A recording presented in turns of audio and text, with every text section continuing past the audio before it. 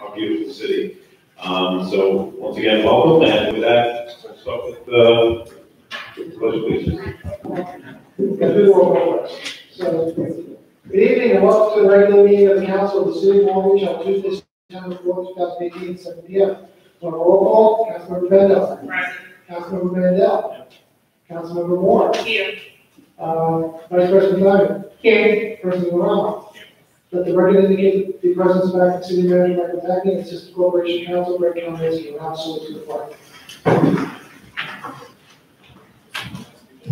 I pledge allegiance to the flag of the United States of America and to the republic for which it stands, one nation, under God, indivisible, with liberty and justice for all.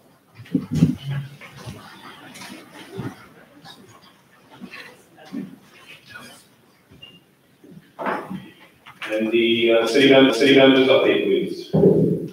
Labor Day weekend events, another summer season was closed out with a great Labor Day weekend event. The Bayfront Sunset Celebration last Friday, and Robert C. McElroy Labor Day runs. Yesterday were enjoyed by all participants.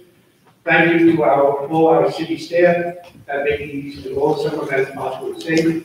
As we all know, there were many challenges this year that from the Army Corps of Engineers project for water rescues and on, our team showed resiliency and perseverance. We'd like to thank all the city's employees for another city season, especially those in beach maintenance, beach bar, fire, lifeguard patrols, parks and recreation, police, and sanitation.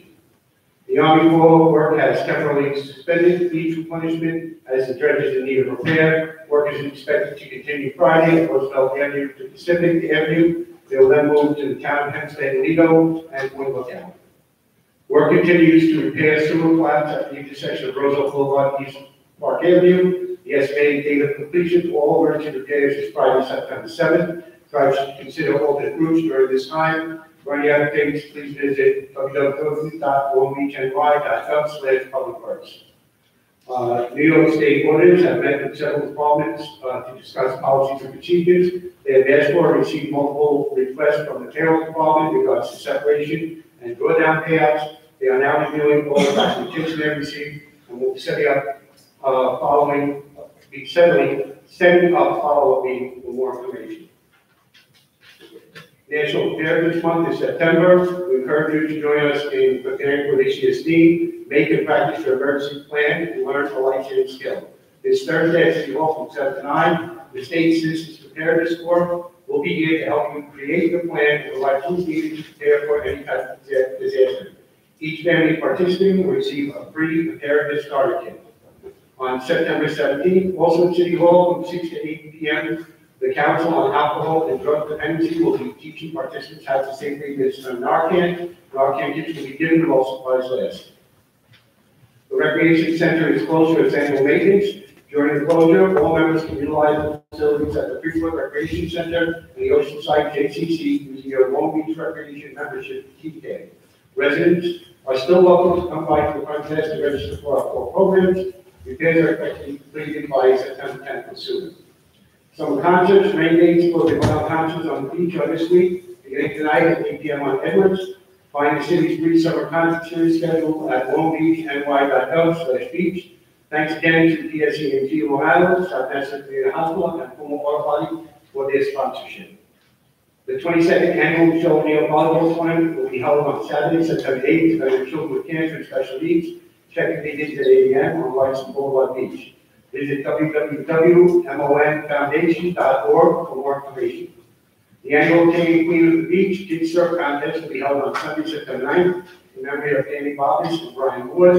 The event will take place between Riverside and Long Beach Boulevard on the beach. Registration is from 8:30 to 9:30 and is open to all children 15 years old and under. The Long Beach Police Department helped host their 73rd annual Schools Open Drive Charity campaign with AAA Northeast. This program alerts drivers with thousands of educational materials to the extra care behind the wheel of children and their summer vacation return to school.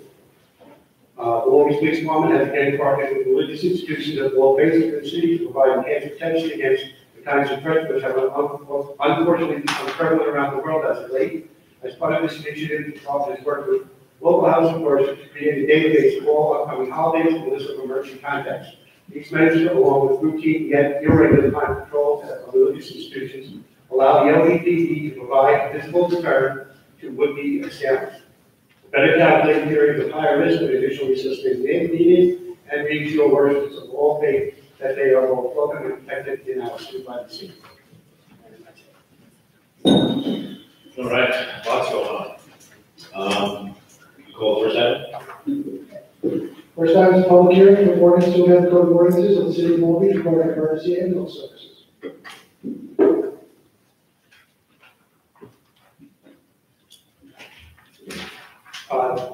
Commissioner Kennedy has done a study of ambulance rates both upstate and downstate, and found the middle ground, and we were below the middle ground, so we're just moving ourselves into the middle of the pack and recovering additional resources. Want to come up, Commissioner? Thank you.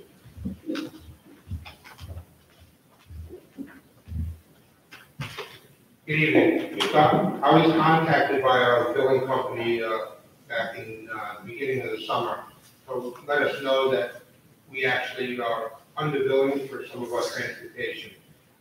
We as a city haven't raised our ambulance billing fees since 2011, and they felt that in certain instances we were leaving money on the table with insurance companies. I asked them to send me data, which I did, and I shared with the city manager. And what we did is we took the low end and the high end and worked out a average, and that's where we came up with the numbers. We're not the highest and we're not the lowest. I don't see a large increase in revenue, to be honest with you. A majority of our patients are Medicare and Medicaid, and they have set rates that whatever we bill, we only get paid what they give. But we will see an increase from some private insurance companies and some no-fault ambulance claims. So where there will be an increase in revenue, I don't see it astronomical. But, you know, last year we collected a little over $1 million in ambulance billing. Any questions from the council? Actually, I just have one question. You said we raised these fees last in 2011, is that correct? That is correct. Thank you. Commissioner, so you said that you, as you just said, in terms of the fees being raised related in 2011, my question would be, how will this have any impact on the Medicare and Medicaid patients who will use this service? None at all. We take what Medicare and Medicaid pays us, and there is no secondary billing for them. And can you just clarify a little bit with respect to the impact that this will have on those individuals who use private insurance companies? Private insurance companies, that, you know, the same way they pay what they pay, but a lot of the insurances, obviously, they pay more than Medicare, Medicaid. We actually have a few agreements with some of the larger insurance companies on what we would accept from them based upon recommendations from our billing company. What happens if the insurance company does not pay?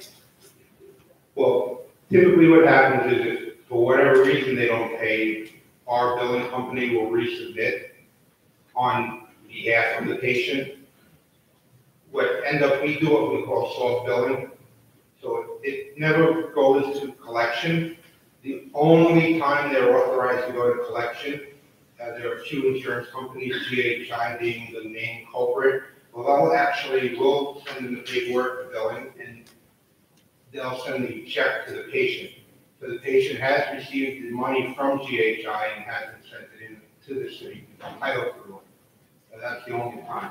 So after that, the burden is not on the patient to pay. That is correct. Like I said, we do soft billing, nothing goes to collection. We have on times when people have had issues and we've worked out deals with them. We're working for the residents, with the residents. We don't want to see anybody get hurt. But, you know, the insurance companies do pay for the service, and like we've been charging since 1993. July 1st, 1993 is when our paid firefighters began the ambulance service. It used to be done by Long Beach Hospital, and we began billing at that point, and we've been billing ever since. Okay, so one of the ambulances that the city uses when it's necessary is South Hassel, correct? That is And correct. they sub that out to senior care, if I understand. That is correct. Do these rates apply to that ambulance as well, if that ambulance responds? They do not. So does that mean they bill if that ambulance, is that what bill that? That is correct. So when somebody calls, they don't know which ambulance they're going to get. So if the rates, well, I guess that's between the insurance company and the builder. Right. That's throughout Nassau County. You go over to Island Park and you dial 911, you don't know which ambulance you're gonna get. If you get the Island Park Fire Department, it's free. If you get the Nassau County Police ambulance, it's a fee. Just have a quick follow-up. Those collection efforts, call them soft collection efforts, those have been in place prior, regardless of whether or not these fees increase. Those collection methods have been in place since this was started. Since 1993. Anything else from the council? Any comments from the public? The first item, Mr. Lester?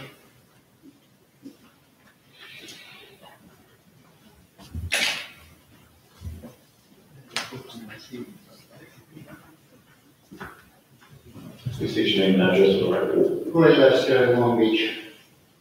Basically what you're talking about is a huge increase. Now, you say you have soft billing, which basically means that somebody who gets charged this $1,400 or something like that doesn't need to pay if the insurance company does? Is that correct? If the insurance company does not, they don't need to pay it?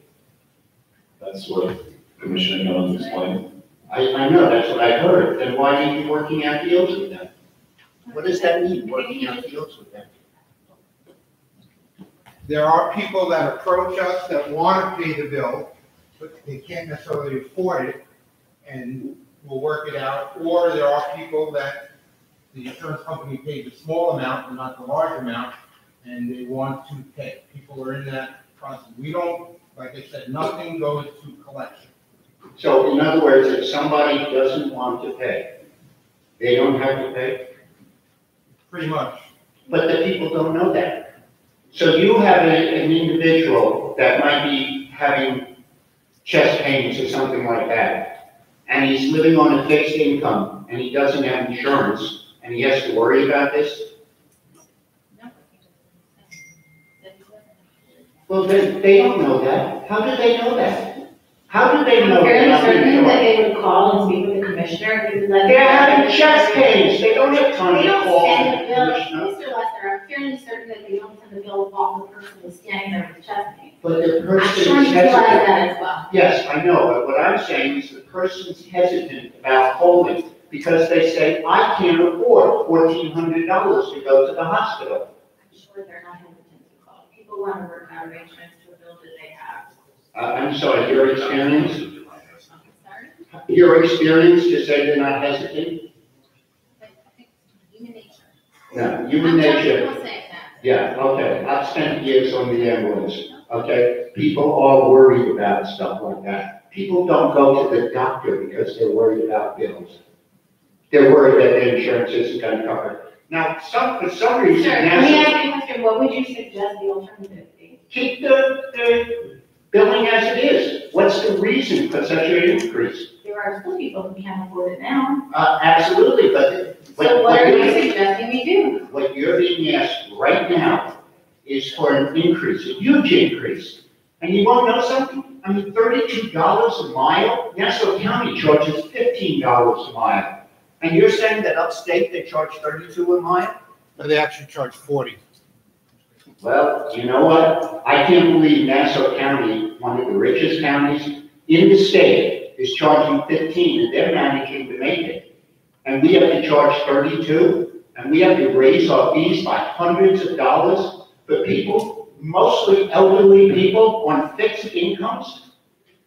They have to worry about something like this? What is the purpose? Okay, thanks. Hello? Anyone else? Not here. 1 second, come on up. Please state your name and address.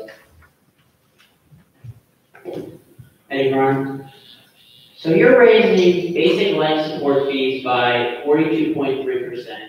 You're raising advanced life support level 1 fees by 37.5%, and advanced life support level 2 fees by 69.4%. Plus you're proposing doubling the mileage charge. Do you think that's a bit excessive?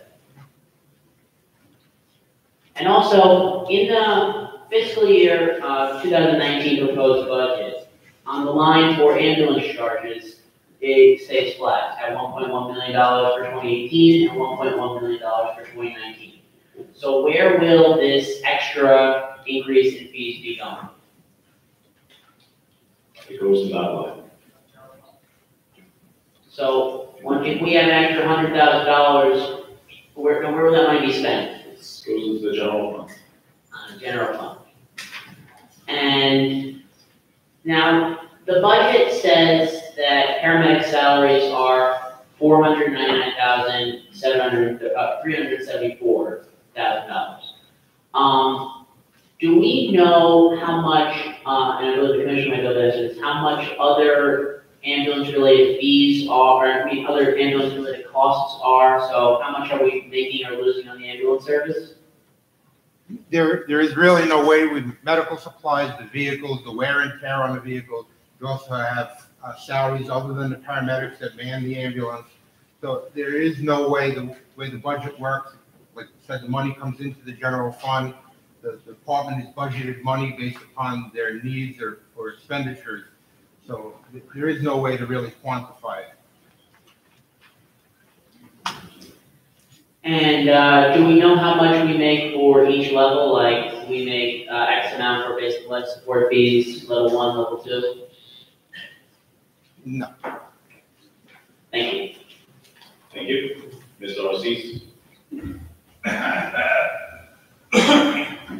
Hello, everybody. State your name and address for the record, please.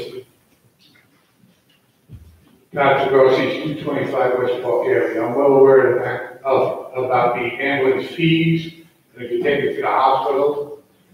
I was a 9/11 first responder with cancer, went to the hospital multiple times. Ambulance care, whatever I could do. But he's right. He's 100% right. Some of the people just don't pay. You know what? It goes right. It's not feasible to send them to collections because they're living on a fixed income. You get nothing. Get in line. They have a lot of people money. They can't afford it. They're on social services. It's there. But as he said, the check goes sometimes if you've got top insurance to the person that took that ambulance ride instead of to the city. Well, a lot of people say to me, Penny, look at this. I got a check for $1,200. I think it was $1,200, I figured. So I said, yeah. He said, I'm going to keep this and then cash it. I said, no, you won't. What they're going to do is take you to court and see you. You're paying court costs. You're going to lose, and you're going to wind up paying $1,800. So everything he said, he's being truthful. So this time, I took an ambulance last month to the hospital. A kid to the hospital last month. That was my choice. There's choices. You got South Nassau, you got EMTs. I would take these guys before anything, but I took a kid. But on another note, I wanted to shift gears, and I wanted to bring this to your attention, or at least take this into consideration.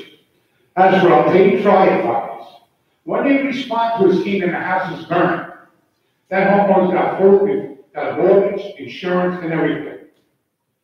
Why can't our city and our attorneys bill the insurance company, State Farm, Allstate, whatever insures that home, for the man hours, the use of our equipment, everything that's involved, just like they get collected on their thing, and they keep the property after the house burns to the ground. Why can't we recoup the money for the man hours putting out that fire and the false alarm? There should be a fee on that. There should be a fee on that, but I'm going to take it and tell you right now. Great lawyers know the law. Smart lawyers make the law. You have to think about this because I was brought up in Florida and they consider this. Just like I brought it up to the table about false alarms in Florida, give them a fee. Every time there's a false alarm, these are man hours, tax dollars, false alarm, somebody did not faulty alarm, they got to pay a fee. So that's what everybody started doing. But Our firefighters, paid firefighters, stay on. Everybody's happy across the table and build their insurance company. You'll be the first one, and it's gonna, every city will adapt this and county across the country. That's what homeowners insurance is all about. Enjoy yourself. Thank you. Peter. Thank you. Ms. McGinnis? Please state your name and address for the record. Good evening, my name is Karen McGinnis, I'm at 102 Pennsylvania Avenue. I want to commend Mr. Kevins for bringing this up. This is something that a professional, experienced staff in the city manager's office would have helped Mr. Kevins with sooner than 2018 versus 2011. I think that no one except the elected city council has the right to allow the city to waive fees. I think that a professional, experienced staff in the city manager's office would be able to find a charity that could cover any differences in expenses for hardship cases. Thank you. Sure. Mr. Gossel.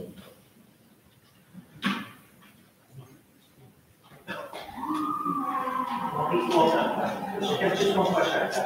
If the volunteer ambulance response, is that billed? Yes. Okay, thank you.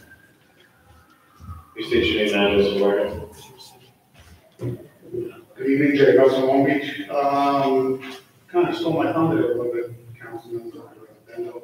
I was going to ask, do the volunteer bill, because I worked in the department for over 23 years, and throughout that period of time, the volunteers' participation in the billing process was sketchy at best, and there was almost a willing non-participation on the volunteer side of the department. And I don't know whether that still goes on, but I don't work anymore. I certainly hope it doesn't. But I can tell you that it was a problem that I complained about on numerous occasions over the course of my 22 plus years working there. The other thing is, Commissioner Kevin says we collected $1 million. Do you know how much we billed out? Not with me, no. We collect about 66% of what we bill. Okay, so if we collected $1 million, let's say we billed out 1.66 or 1.75? Somewhere in that. Do we have a handle on why our collection rate is what it is? That actually is a little higher than the national average. Okay, very good. And this billing, this is across the board. So when the paid paramedics go out, they submit a paperwork to bill the client for transport and response? Every PCR that's generated is sent to the billing company by the on-duty lieutenant. Okay. Including the volunteers. And again, I gotta apologize, I haven't been there in a while. What's the rank in terms of response? I know the paid paramedics go out first, then what? Depending on the manpower count on the uniform force, if they have 7 people working, then they take the second ambulance, and then the third ambulance is South Nassau, and then the fourth ambulance is the volunteers. Okay. So the volunteers are behind the South Nassau ambulance? That is correct. Correct. So the South Nassau ambulance is basically jumping the line in terms of opportunities to bill these transportation jobs? That is correct, during the daytime hours when the volunteers are more scarce. Okay, so for lack of a better term, lack of a volunteer response costs the city conservatively $1,000 every time they're unable to respond in South Nassau to take the phone? If you want to put it that way, yes. I do. Thank you. Thank you. Yes, come on up. State your name and address for the record. Good evening, Sam Pantalone, professional firefighters. A few questions. First off, Commissioner Kevin did answer a lot of my questions. Thank you very much for that. Back to the South Nassau ambulance. Do they fall under the same billing structure as this emergency ambulance service that the city charter dictates? It was already asked and answered, no, they do not. They do not. Do they soft bill like city soft bills? There is a contractual agreement between them and the city that I don't know all the details of the contract, but I believe it is somehow covered in that contract. So IFOIL, they contract with South Nassau Ambulance, and they basically provide the service for free. But the reason that they continue to provide the service, one, it must be because they are a for-profit company operated by Senior Care that has different billing structures. So I find that we're putting the city at great risk by having a emergency ambulance service billing that sits outside of the city charter, and I would hate for someone to sue because of predatory billing.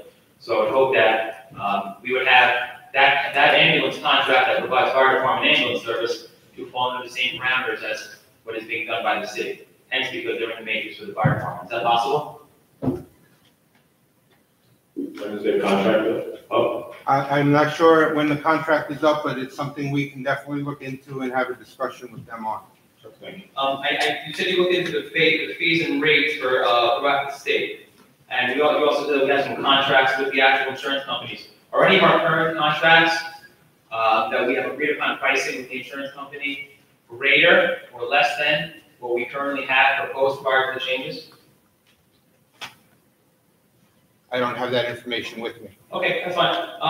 What about in comparison to Medicare as the highest rate, Medicaid as well? How do we compare to the rates for Medicare and Medicaid with our prior billing structure and our current increase? They pay what they pay, Right, right? they have a set amount. Obviously, raising our rate isn't going to raise what they pay us. Right. There will be a greater write-off for those patients. So, what is the rate for Medicare reimbursement for an ALS1, BLS1, and ALS2? I don't have the Medicare or Medicaid reimbursement. 80%. No, it's wrong. Sorry. I have the rates actually. The rates for Medicare and Medicaid are much lower than what we currently have. This is for the public and the city council. No, Medicare only pays out $419 in comparison to our new proposal of $1,445.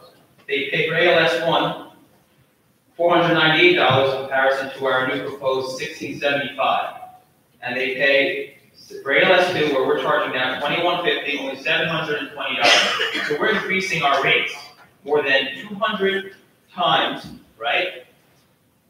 The percentage increase is almost 200 times for what Medicare, which is our largest biller, will pay us. And I think that some people may be discouraged, especially our senior population, with this increase. If we look at the changes for Medicaid, Medicaid only pays out $168 in comparison to our proposed fee of the new one of $1,445. And they only pay $209 for ALS2, which is $2,150. So we are literally, I don't even know the math, 10 times the amount, 1,000% increase what Medicaid pays. So while there may be rates that are greater throughout the state, I think considering the fact that we have a higher senior population and the fact that we can't prove that our current contracts that are dictated with the billing companies that actually have an agreement for payment, that their rates are not higher than what we currently receive, it's almost a moot issue that we're raising our rates. Right now, from 43%, 38%, 69%, 115% from our current rates. Medicare only pays out $7.37 per miles. Well, in closing, I'd like to say that this should be tabled, and if the city has needs any assistance, I would be glad to offer my services as well. Thank you. Thank you. Mr. Spindler, I just have to challenge your mayor. He said it's 200 times the rate, it's 3 times. 200%. He said 20 times. Which one? There's a lot of times people speak at the podium very nicely. Sure, which one? Which one? I'll talk. You said the Medicare for the most expensive ambulance run versus our increase 3 times, not 200 times. So the ALS2 for Medicaid, right? I just want to make that point. No, but the point is, I can show you my formula, I can even for you.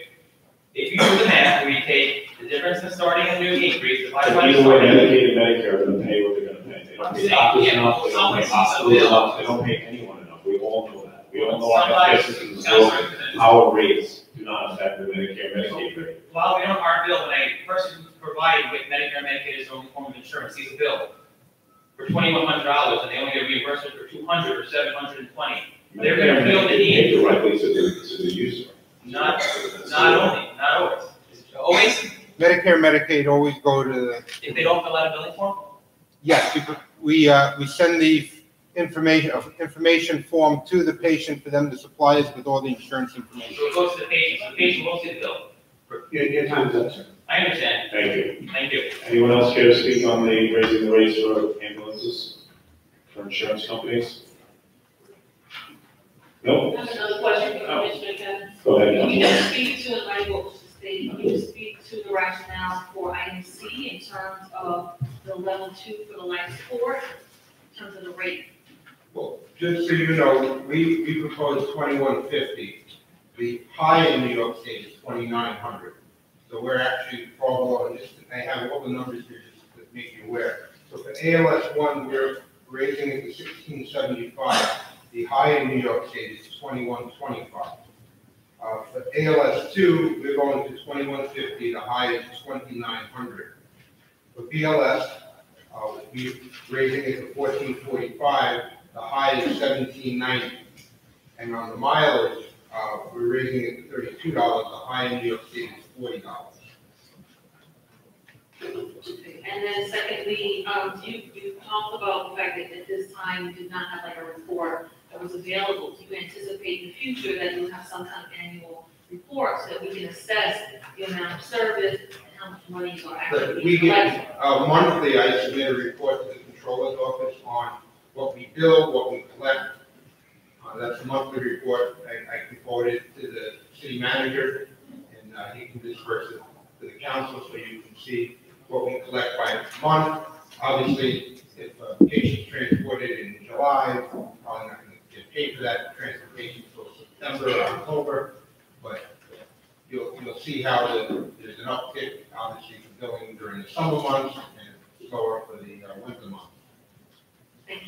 Just one quick question. Billing companies, how do they get paid? Do they take a percentage of the fee? They get a percentage for the majority. I can tell you that last year they were paid approximately $65,000 for the little over $1 million we collected, and they're based upon an RFP that we put out every few years whenever the contract is up.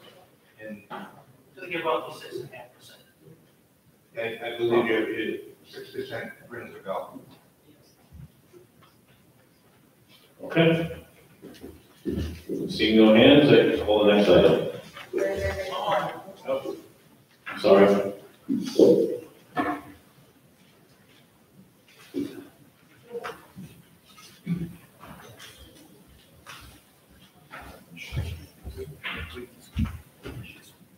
Jim Kirkland, Long Beach, New York. Thank you.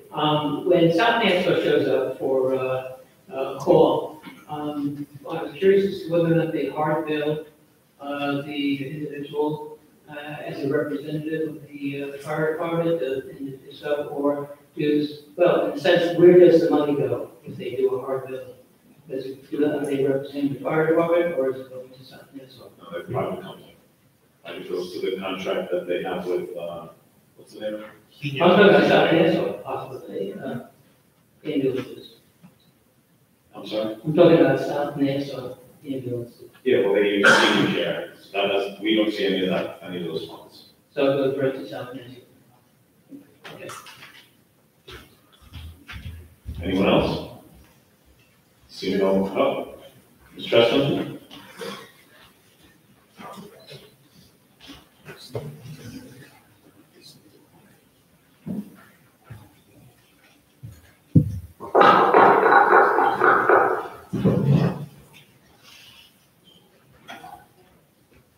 Vice President Long Beach, is this for voting tonight, or is this just a public hearing? It's for voting as well. And Scott? It's for If we voting. could just, if we could recommend this, Scott, that they're not going to have vote collections, if that be put somewhere in the, when you vote, that could be a line item. I'm sorry, what? Adding that the city will not take the fees for collection. You're saying it's a vote. Okay. Can you make a motion? Can we hear from legal, if this is something that we can do with respect to resolutions? I would need to look into it further. Right now, at this juncture, it doesn't sit well with me. That's my gut instinct. If insurance companies are paying this out, we should be enforcing things equally. I don't think there should be discriminatory language inserted into ordinance. That would be my opinion, whatever the billing practices are, but I think from a legislative standpoint, it should just stay as is. And arguably, the more appropriate thing to do would be to have an actual policy in place as to when and if and how these arrangements are made with different individuals who are unable to pay. But I think if we put that in the legislation, why would any insurance company or Medicaid or Medicare pay their bill? They know we're not going to go after them. So we're currently not. But I do think that the appropriate thing would arguably be to have a more consistent policy. And that's, I think, something that I would ask the city manager to work with legal to look into a consistent policy, just with some parameters, so that we know when and if arrangements, and deal is the right word, arrangements for payments are or are not made, and if there's a threshold or not a threshold. I think what Commissioner Cummins means by soft billing is that we're permitted to settle individual collection claims, but we can't set a policy that certain people are in charge, but people with insurance aren't. So the billing department, the billing company that we're utilizing, then does send the collection out of it? I believe Commissioner Cummins said it doesn't go to It collections. does not. So moving forward, how can we ensure that that's not going to happen again? I think Commissioner Cummins and fire department, since the inception of this program in 1993, has done a great job of getting basically the national I'm average. saying that they're not doing a great job. I am not ever going to say that. I'm talking about getting the money. I'm talking about the residents. Right, I think that's the point of this legislation, is the city of Long Beach is leaving money on the table with insurance companies, because some of them are willing to pay more. It isn't to, necessarily stick residents with a higher bill, because by and large, people are insured in some form or another, whether it's Medicare, Medicaid, or private insurance. I would just like to say that I'd like to see that stated clearer in the resolution that you will be voting on. Or I'm going to table it so the new language can be added. Thank you. Okay, so in light of the conversation that's been held, then I'm going to put a motion on the floor to table this item for this evening.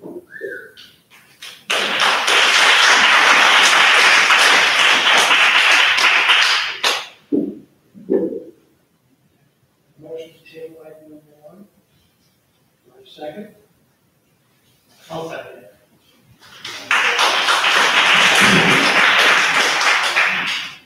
Going to table, Councilmember Bendo. Yes. Councilmember Mandel. No. Councilmember Moore. Yes. Vice President Dyer. No. President Ron. No. Motion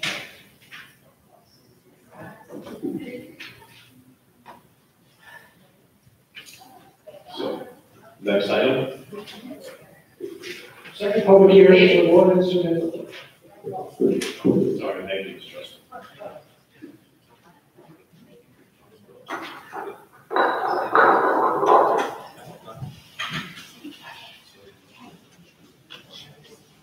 Okay, so our second item is a public hearing for ordinance amendment code of ordinances of the city of Long Beach regarding.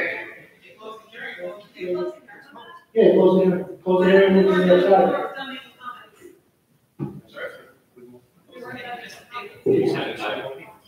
There was no hand up.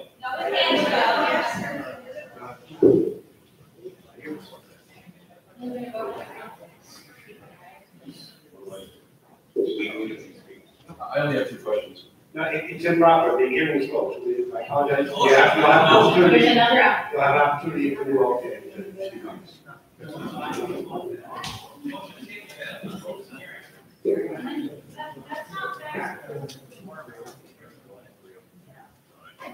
All right, I can reopen the hearing. So please come on, state your name and address for the record.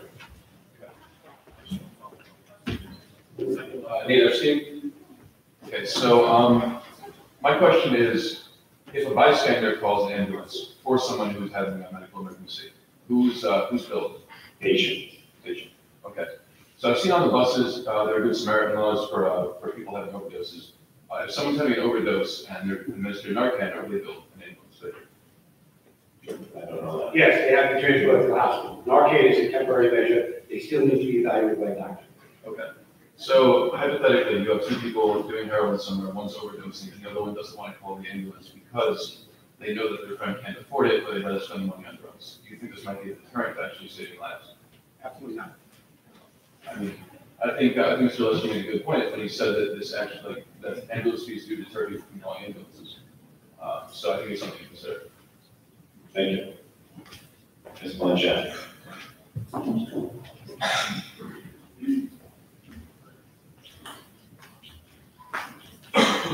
Alison Blanchett is actually a good follow-up to that. Victims of violence, rape victims, are they charged, are they being given these bills if you guys are transporting them? If someone comes to, or they call for an ambulance because they've been raped, are they being sent these bills? Rape victims not getting ambulance, they're transported by the police to the country we have evidence. Even if there's like severe physical damage to the person? Well, no, the leg was cut off during the rape, but we would go to the ambulance. That was really not appropriate. Well deserved. That was really. Yes, it would be billed. No, but that comment about if their leg was cut off. I'm talking about if someone was violently raped or injured in a sexual manner, and they need to go to the same nurse, which is much further than South Nassau, you know, are they gonna be charged this $32 per mile? I think what the commissioner was saying is if the situation doesn't necessitate, isn't a serious medical injury that requires an ambulance, the police have to do it in order to preserve whatever evidence they can gather and keep a chain of custody. Okay, and is it protocol too that you are going to South Nassau still, or are you taking them up to North Shore? Same. Same. South National University Medical Center for same. Okay. South Nassau doesn't have a same. No, I said National University Medical Center Oh, okay. for same. Okay, and they're not getting billed for transportation costs? If they have insurance, the insurance company's getting billed. If they're in an ambulance. Okay, but if they have to go by one of our ambulances, they are gonna get charged? The insurance company. The people are not receiving a bill. We can keep it, we can keep hashing this, but people are not getting a bill. The insurance company is the only one getting a bill. Okay, so like the person who's overdosing on heroin? Okay. That comment was really not, okay, that was not cool at all. Anyone else? Seeing no hands, I close the hearing.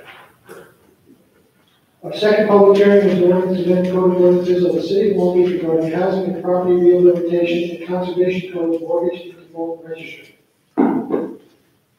This is a very interesting concept that we have to thank Alan Haber for what he brought to our attention during the budget process.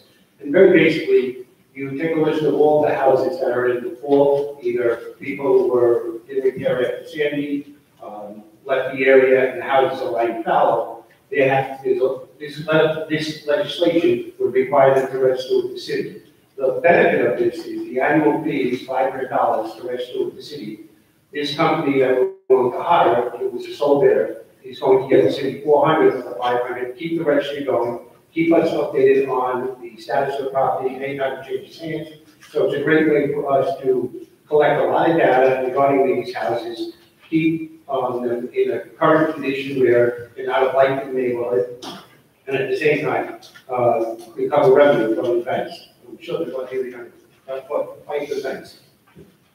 Yeah, Mr. Commissioner, if I could just add to that, as one of the city's prosecutors, one of the greatest difficulties we encounter is with these zombie homes, because basically a bank will put a list pendants on the house, which prevents it from being sold to somebody else. The original owner is long gone. The bank technically isn't the owner of the property, and they don't want to have anything to do with it. But it's legislation like this that gives us a contact person in a potentially massive organization like a bank, and lets us hold them accountable. And I think the $500 fee to the bank just covers the cost of the building department to ensure that these organizations comply with various inspections and so forth. Right. If I can just, Commissioner, sorry,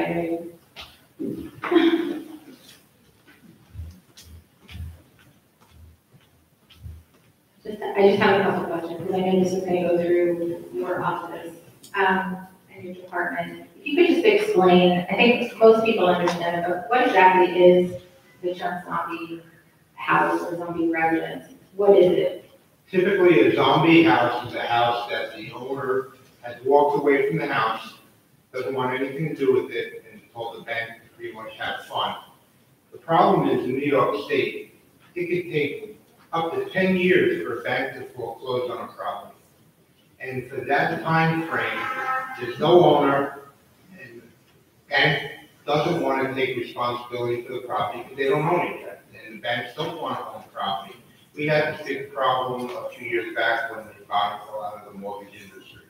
And one of the most frustrating things to me is trying to get a hold of somebody at a bank to find who's responsible. There are times I've spent an entire day on the phone getting hung up on, getting transferred, getting different 800 numbers to not get anywhere and find anybody responsible for a house. There are certain things we as a city do to these properties. We can go there and cut the grass after we've given proper notice, and we put the bill on the tax bill, and the banks do pay it. But our beach maintenance guys have better things to do than be cutting somebody's lawn. And we need to hold the banks accountable. This is a great tool for us to now we'll have a registry of all these properties, and it's not a lot. I would say there's less than 100 in Long Beach, but they are a problem. You live across the street from it, the grass is 2 feet high. Every day we get another complaint. We go out there, we put in violation, no one's nowhere to be found, send it to beach maintenance, and every 2 months it's kind of a reoccurring issue. But this will give us that tool to now have a contact person at a bank, a mortgage service company to hold responsible, and for them to deal with it, so we don't have to deal with it. Commissioner Kemmons, I've had experience with your department dealing with one of these zombie houses. I've seen it firsthand.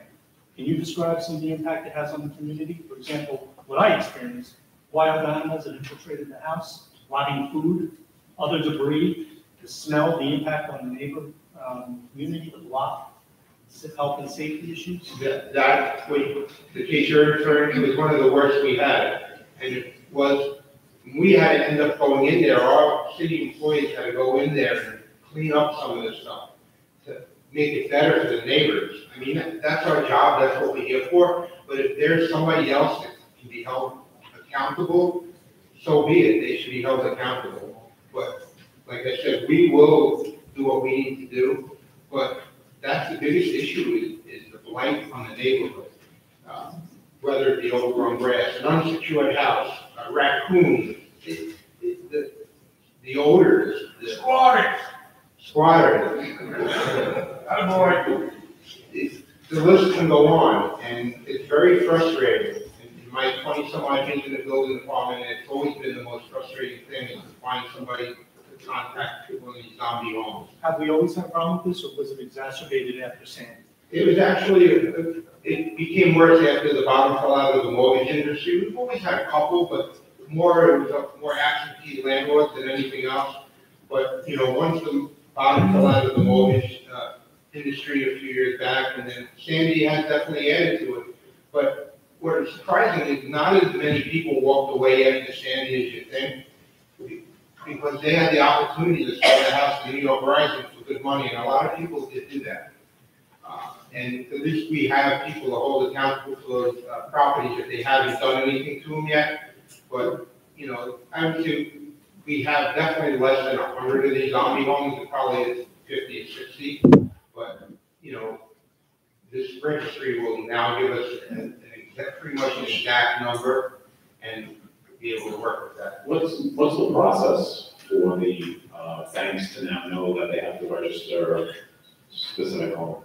Well, if an ordinance gets passed and then we hire this private contractor, they're the ones that go out and do all the research to get, and they will do the notification to all the lending institutions that they need to register. And they'll give us that information, and obviously if a lending institution fails to register, then we're going to put them in violation. And how does that company that does that work get paid? Honestly, I'm not sure of the process. It was an RFP for it. there is an RFP, Councilmember Bendo, I believe they are going to be taking 20% of fees collected. Okay, 20% fees we collect, or? They're collecting the fees, and they will be taking 20% of whatever they collect. 20%. Yes. Yes.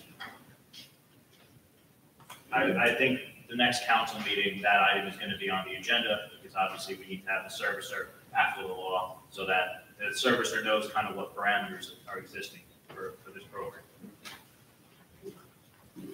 Any other questions or comments from the council? Anything from the public? Ms. Blanchett?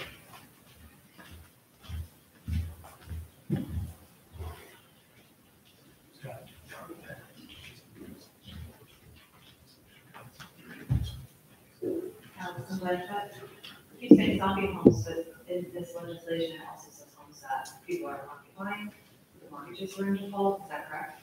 Yes. Okay.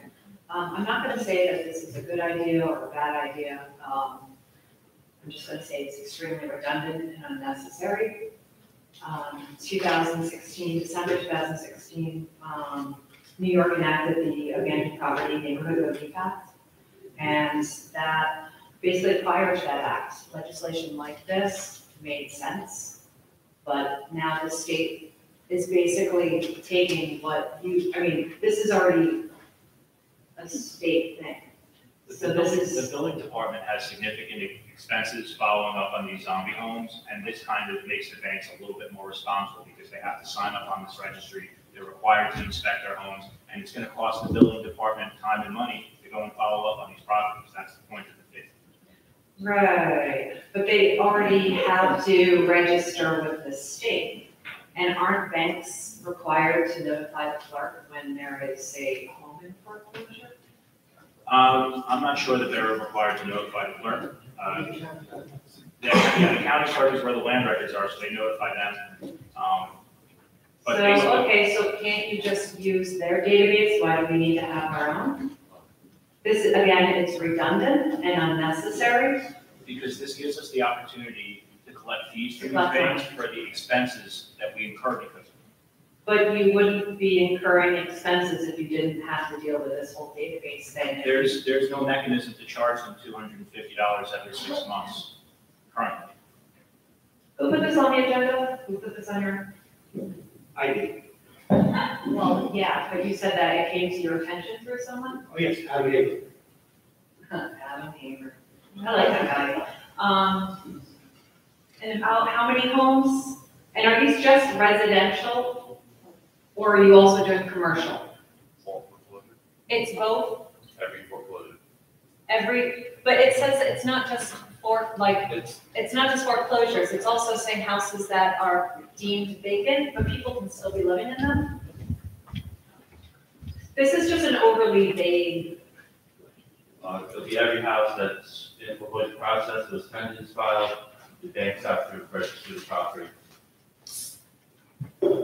With the state, in addition to the local municipality putting more burden on them. Okay, so if the point of this is to stop blighted homes, don't we already have some kind of blighted home code?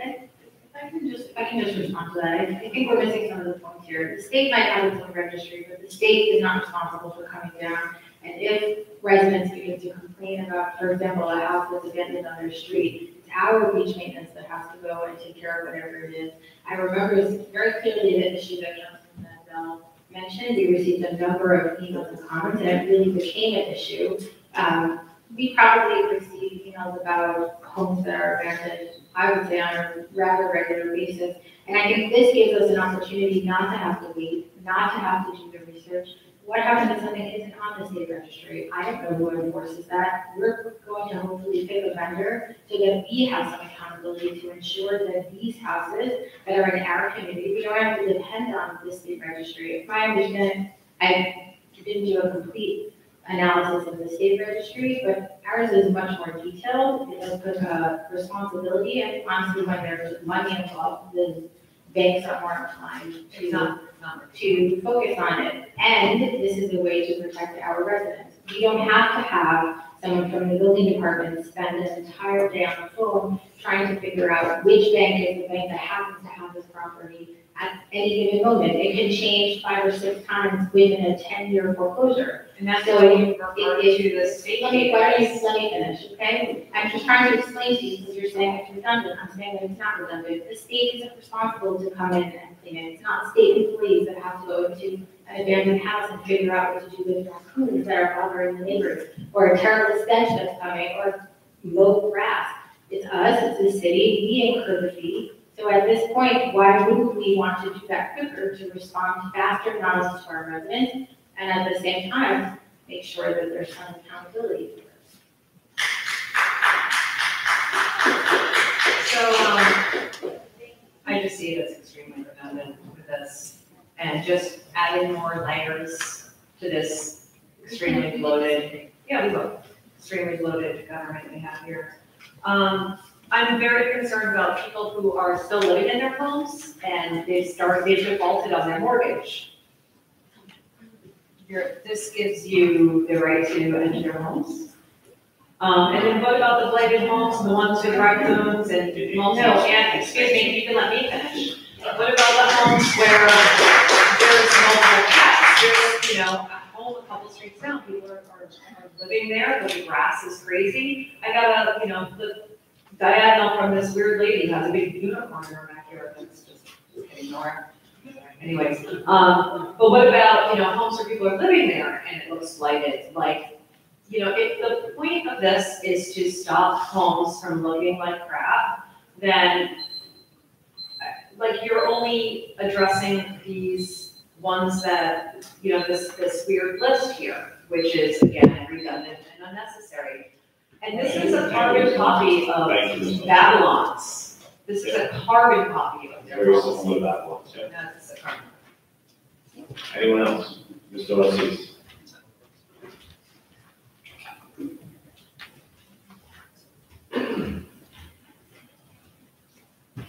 Patrick Dorsey, 225 West Market, excuse me.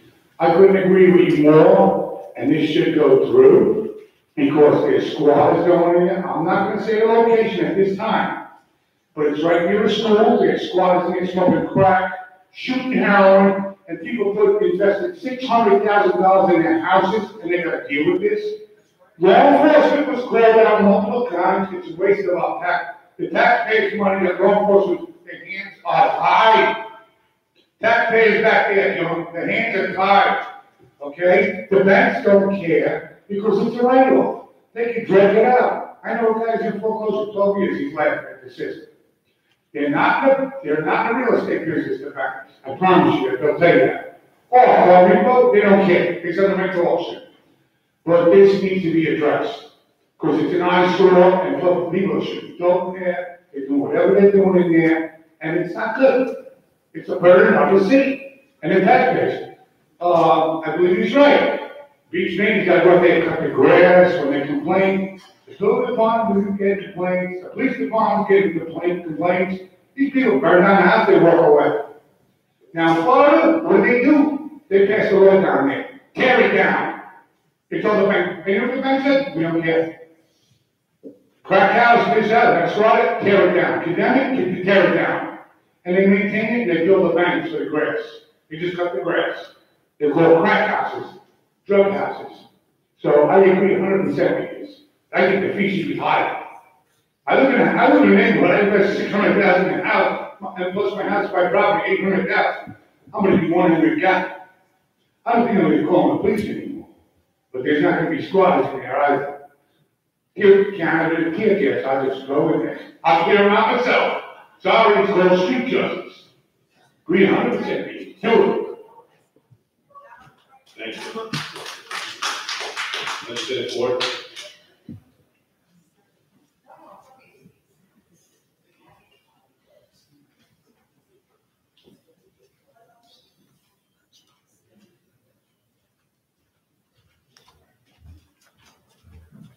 Good evening. Good evening. Please state your name and address. Denise Ford of 36 Ohio Avenue. When you first spoke, brought this issue up, Commissioner Tackney, you had said that an RFP, I guess, was issued and only one responded. So, are you prepared to hire somebody to do this? Or like what, Councilwoman Simon said, that you're waiting to select a member? Where are we with this?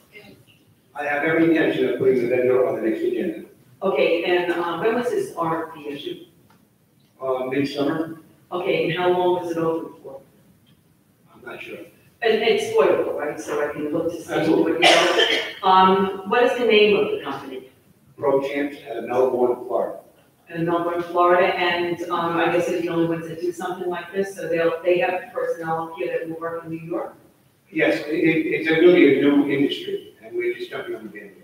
Okay, and did we be able to get the list of the principals who own this company? And if they have any affiliation with any companies here in New York? I believe they sent in a portfolio that includes that information, if you want to fill it. Okay, and I'm sure that Ed Neighbor has no connection whatsoever with this company. None whatsoever. Okay, all right, and then I guess, just to follow up on what Allison Blanchett said, I think that she brings up a good point when we talk about the levels of government. And we do have, the county, we have a land bank, and I'm not saying don't do this, because I know that in many instances, people will appreciate the fact that houses that have been left vacant for so many years, bring down their property values.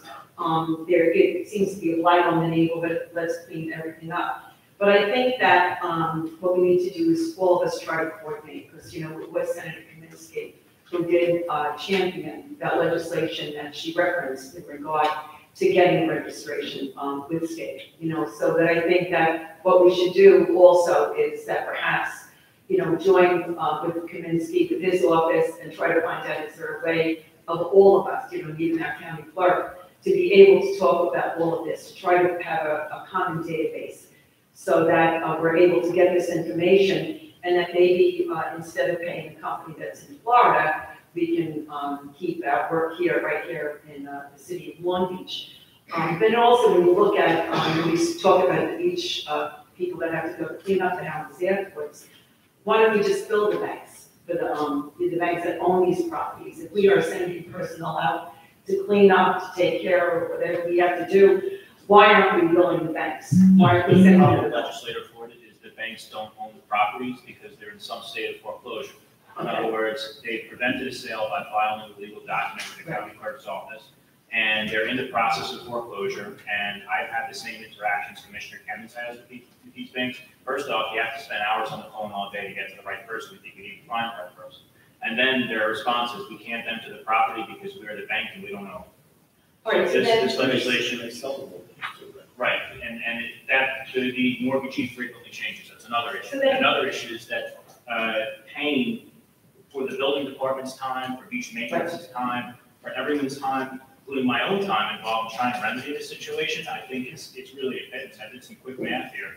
It's $500 a year. Commissioner Kemmons said there's 100 houses, that's $50,000 in fees, and after I'm not arguing with yeah, so it's $10,000 to maintain this great service where we have contact available. So how is it if they don't, nobody owns up to ownership of this property, the banks? How is this company going to be able to take fees from? Who pays the fees for the registration of the house? The banks do. This legislation enables the city to charge the banks that don't necessarily own the property yet a fee when they file a list of dependents or the mortgage is otherwise in default. I believe that's how it's supposed to work. Okay, all right, thank you very much. Can I just clarify one thing? Please do. We do, when we clean a property, we do put a lien through the tax department on the property, which is eventually either paid for by the bank when they pay for the mortgage or at the time of sale of the property. So we're able to recoup some of the, Yes. the monies that we expended For our work. by sending people out there and stuff like that. Wait Like a that. few years. And you can't recoup the building department's fees for my fees. Say it again? Sure, come on. Just state your name and address, so I can.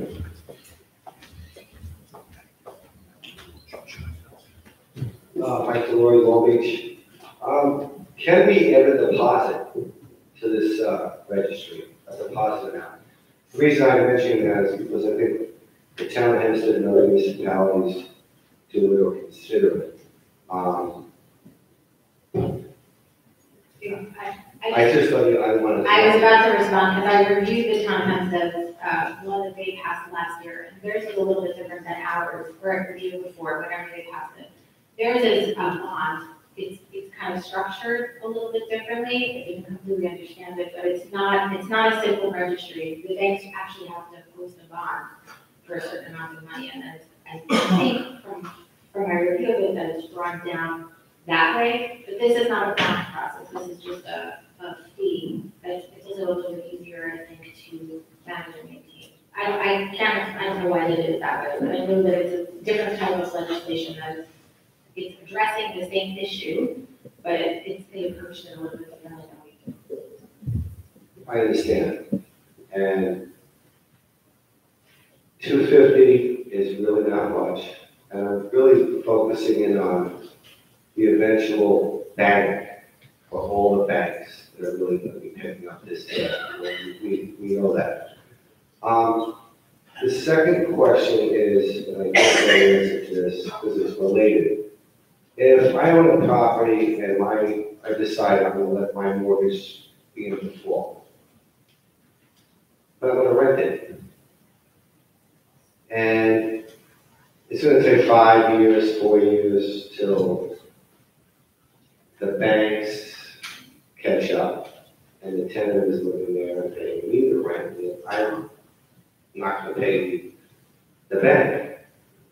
If this goes on for 4, 5, 6, 7, 8 years, and assuming that a notice gets sent to clean up your property, and you do clean up the property, let me just backtrack. Is there a mechanism to deal with that issue? And I don't know if it can be dealt here or another way, but I believe that is happening. I think it's important that something be dealt with here, and I'm sure the tax department, who bills every year, has a record of who the current bank is. I just don't think personally 250 is adequate.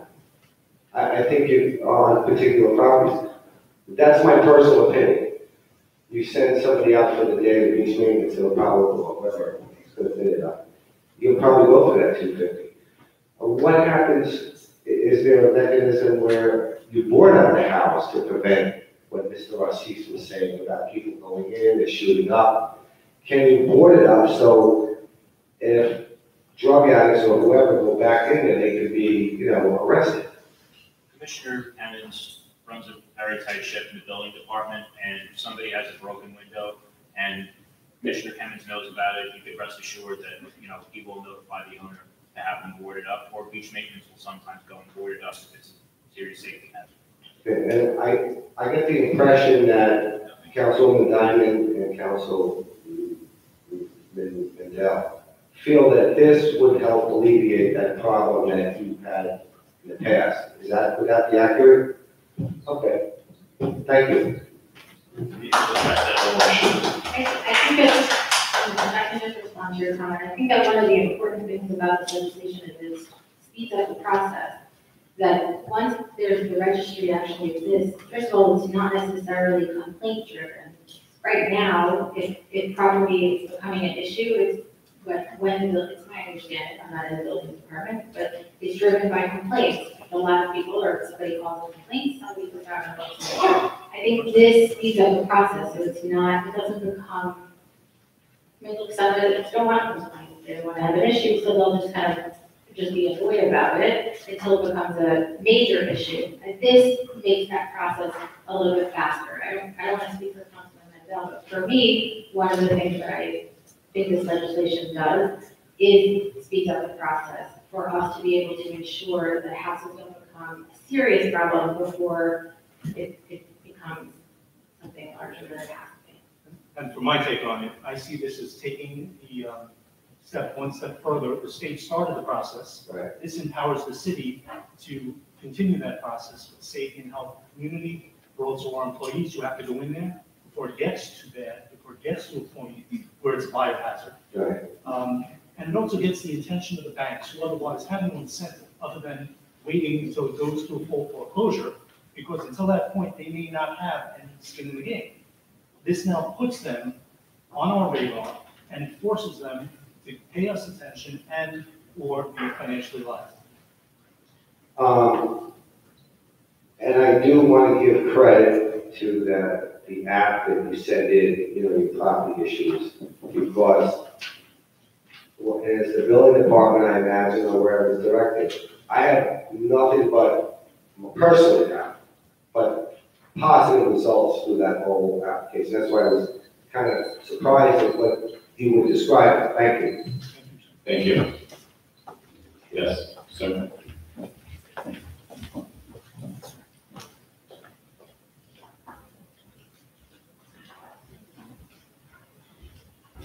Please state your name and address for the record. Jim Burkle, Long Beach.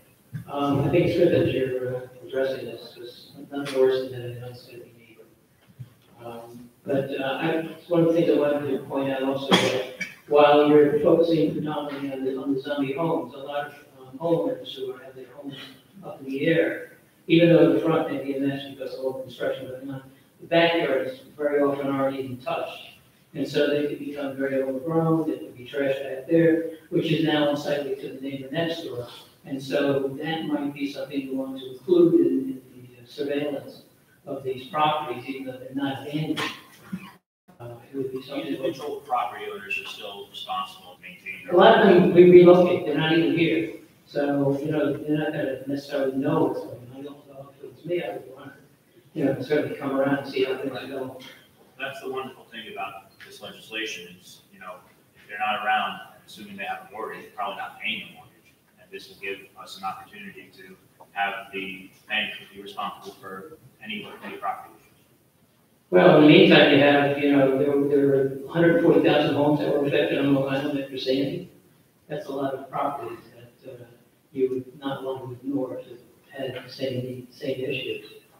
The building department certainly deals with lots of complaints about construction sites, and they do go out and they will, correct me if I'm wrong, Commissioner Hammond, you will reach out to owners that have, we've had people have construction debris out in the street, in the sidewalk, in the backyard, they're still responsible, and that's complaint driven. Yes, we already cover that in our property maintenance code, and typically if the house is under construction, we'll immediately reach out to the contractor of record, putting him on notice to clean the property, and if it is not done, then we'll follow up with violations. Thank you. Also, there's the reclaimed properties that Sandy has taken possession of, not Sandy, but New York Rising has taken possession of. In that case, it's no longer owned by the original owner, the banks aren't involved.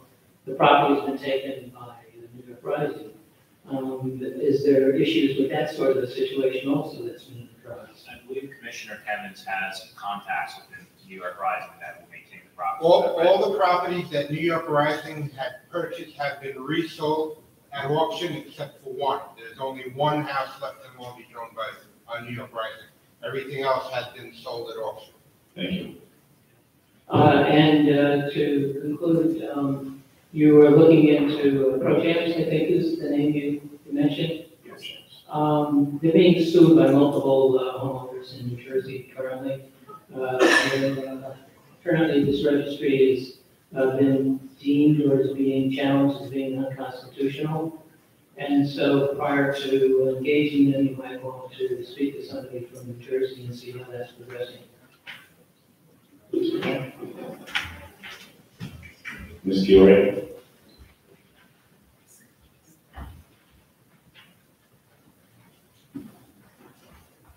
Please state your name and address for the record. You're in Long Beach, New York. Just a quick question.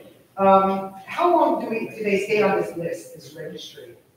How long? It's as long as they're in default. How long is what's the average length of somebody being in default? It depends, it's driven by our legal system. As Ms. Diamond said, it could be as long as 10 years.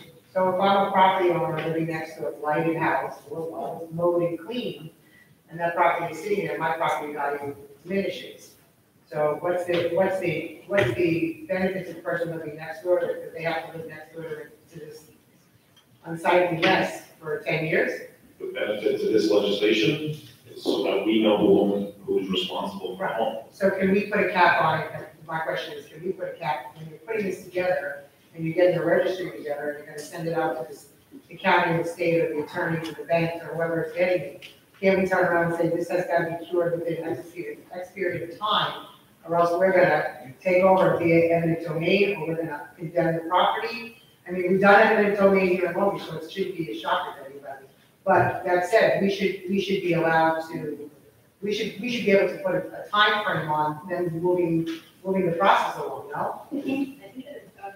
I don't know the answer to your question, but I think it's governed by New York State foreclosure law. It's unfortunate that there's an incredible backlog. You go to the Massachusetts court, and there are some foreclosures that go very quickly, that can take. But there's nothing we can do. I don't know that That's the point of this legislation. The foreclosure process happens outside of us. That's happening in New York. We have no control over it. This would at least give us an opportunity to get in there while that's pending, get the bank's attention, or usually waits until the foreclosure auction is done, and get some type of remedy, whether it be through our sources or through the bank. So it's a way to short circuit it. And I'm just trying to see if there's a way we could, another little short circuit to say, you know, I mean, again, if somebody's on a registry for 5 or 10 years, you know, $500 big deal to some of these banks, it's nothing. The goal is to set up some type of deterrent to get that picture, because none is in place. I'm not disputing what you're trying to accomplish here, I'm just trying to figure out what else we can do. If you're living next door to that, how do you know the one that's following? I would also ask the question, what are the fees in comparison, we have properties I know, and I've dealt with Scott on property close to where I live, where it's light, from a commercial property standpoint, what are the fees in comparison that we charge on a commercial property to what we're charging on these banks now? The fees for somebody who's not mowing, or we have to send somebody out and they get fined. What are the fines for? Typically, if we claim the property, it's not a fine, we actually, beach maintenance prepares a bill based upon the man hours used, the hourly rate of that worker, and including the equipment they use. And that bill is then given to the tax department and put it on the tax. Right, so I'm just curious from a. It all depends on how long it takes and how big it is. I've had residential properties that the bill's been over $2,000. I've had some that have been $500. I can tell you a private gardener is a lot cheaper than the city doing it. But, you know, it doesn't, whether it's commercial or residential, it depends on the amount of work and equipment needed to do the job. So this $250 fine that we impose on So top of that's fine as if we summons them and they go into court. That's separate and distinct from the bill for the work we do. Okay. And that's separate and distinct from the $250 fee for the registry here, it's something else. Right, well, again, when we charge for a commercial, this is driven towards homeowners. What about commercial properties? It applies to commercial properties equally. If there is a mortgage in default, the legislation will apply to it. And we're willing to charge commercial properties more money? We're charging everyone equally if there's a mortgage in default. Okay, thanks. Yes.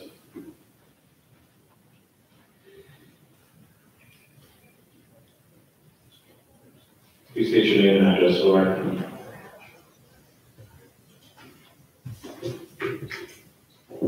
Kathy O'Leary, Long Beach. I'm going to start my comments with a quote. Many people lost their jobs and their savings, and when they could no longer keep up their mortgage payments through working odd jobs, they lost their homes. Okay? You would think that this came out of the housing crisis in 08. It actually is a quote about the Great Depression. The difference between the Great Depression and the housing crisis and the Little Depression is that there were programs in place to help homeowners, okay? For people that, you know, are in default because they don't have the money to pay the mortgage, paying $500 a year to register is a hardship, you know? That's a lot of money. It's not on the homeowners, it's just on the banks. All right, I read it differently, then that's okay, okay. Great. Okay, so, also with the fees, it looks like if you're in some kind of violations, the homeowner can be fined $1,000 to $2,500 and get 15 days in jail. I believe what you're referring to is the punitive section if they don't register. And the only entities that are required to register are banks when there's a mortgage in default. So it doesn't apply to individuals. In any event though, in a violation in the state of New York can come with a monetary fine and or 15 days imprisonment. That's just standard. Okay, I'm against putting this on people in default. And the reason I say that, I have several reasons. This is only on the banks. This isn't on people. This is just on banks. It requires them to pay a fee to register, and it requires them to maintain the property to the extent it needs maintenance. So who's paying, if you're in default, who's gonna pay that $500? The bank. The bank doesn't own the house, remember? So that's the beauty of this legislation. It makes them pay the fee even though they don't legally own the house. And it makes them maintain the property as well. Even though they don't own it, they're gonna Yes. pay the fees? Yes. I find that hard to believe. Well, Senator Kaminsky, as Ms. Blanchett correctly stated, passed legislation in 2016 that was similar, and this is a sort of an extension of that. This requires them to be responsible for their property even though they don't have legal ownership. Well, you know, I, also with Allison, I believe, you're catching people who are not intended to be caught, which are the people who are in default who are still living in their homes. Like I said, this isn't a charge on the individual people, this is just a charge on the banks. Individual people legally cannot be charged by this legislation. No?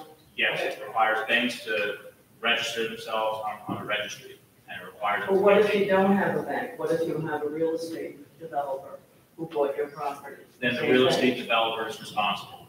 Okay. And the building code applies to the real estate developer, just like it applies to every person, homeowner in the city. Okay. You understand also that since the housing crisis, I believe if you miss 1 or 2 payments, you're in default. Before the housing crisis, you could go maybe 6 months without getting in default. Now you miss 1 payment and you're in default. So I think you're gonna have a lot of redundant billing, you know, people, because of the programs that have been set up for people in default. The banks did take some responsibility for the housing crisis. People are able to be in default, live in their homes, maintain them for 11 years or so. So I would hate to see you penalize people like that. They are not living in zombie houses. The people aren't charged, just banks. This is literally only for mortgages that are in default, and only the banks are charged that hold the mortgage notes. Okay, thanks. Okay, sir. Please state your name and address for the record. Eric Berkowitz, Stony Boulevard. This conversation is very timely in regard to looking at residential homes and maybe the life of the neighborhood. My interest is in the commercial aspect of it. And I have a business on Park Avenue, and as you know, the arts and crafts store has been empty for 3+ years now. Whether the landlord owns, he owns the property, plenty of property, he's no interest in getting the deal. But that's a blight. And you guys look at this every single day. I don't understand in the middle of our business district, which is happening, this block probably, we don't do anything like that. Whether, and many cities have done this, they have decals or something in the windows, they give an appearance that there's business, that there's life. This is the biggest piece of property here in town, and it's been empty, and it looks like crap. And, we're coming out of our season, but having a business right on the block, it's sort of embarrassing to look at that every day. I believe that business is going to be occupied soon, but with that being said, vacant housing and vacant storefronts is something different and separate and apart from a registry for mortgage. No, I understand that, but That topic, actually, I believe somebody mentioned that there was a lawsuit against the vendor. That's because our vendor was maintaining a vacant housing registry, and that notion has been being challenged legally throughout the country, including in New Jersey. So New York City is considering doing something like this, and I think it's worth it to see how it's passed out in the vacant municipality. in regards to commercial property. In regard to vacant storefronts, like that, yes, imposing a tax on vacant storefronts. Well, I'm not considering tax, I think we've got plenty of taxes here. I'm considering something that makes the town of alive, makes that property, forces the building owner to put something in windows that makes it look like there's activity and not just an empty, voided storefront. Fortunately, now as you drive around this property and it's just really flat, there's probably very few vacant commercial properties. That could be mistaken, but that's my impression. But I asked the Arts Council, did the Arts Council reach out to the owner about the establishment, the Arts and Crafts Store? I don't know. You don't know? Anyway, my point is, as you're going through this on a residential concept, which makes a lot of logic to have a record of that, consider something in an ordinance that requires it. It's an empty storefront, something that makes it not look empty. Gotcha, I appreciate that. Anyone else? Mr. Lester?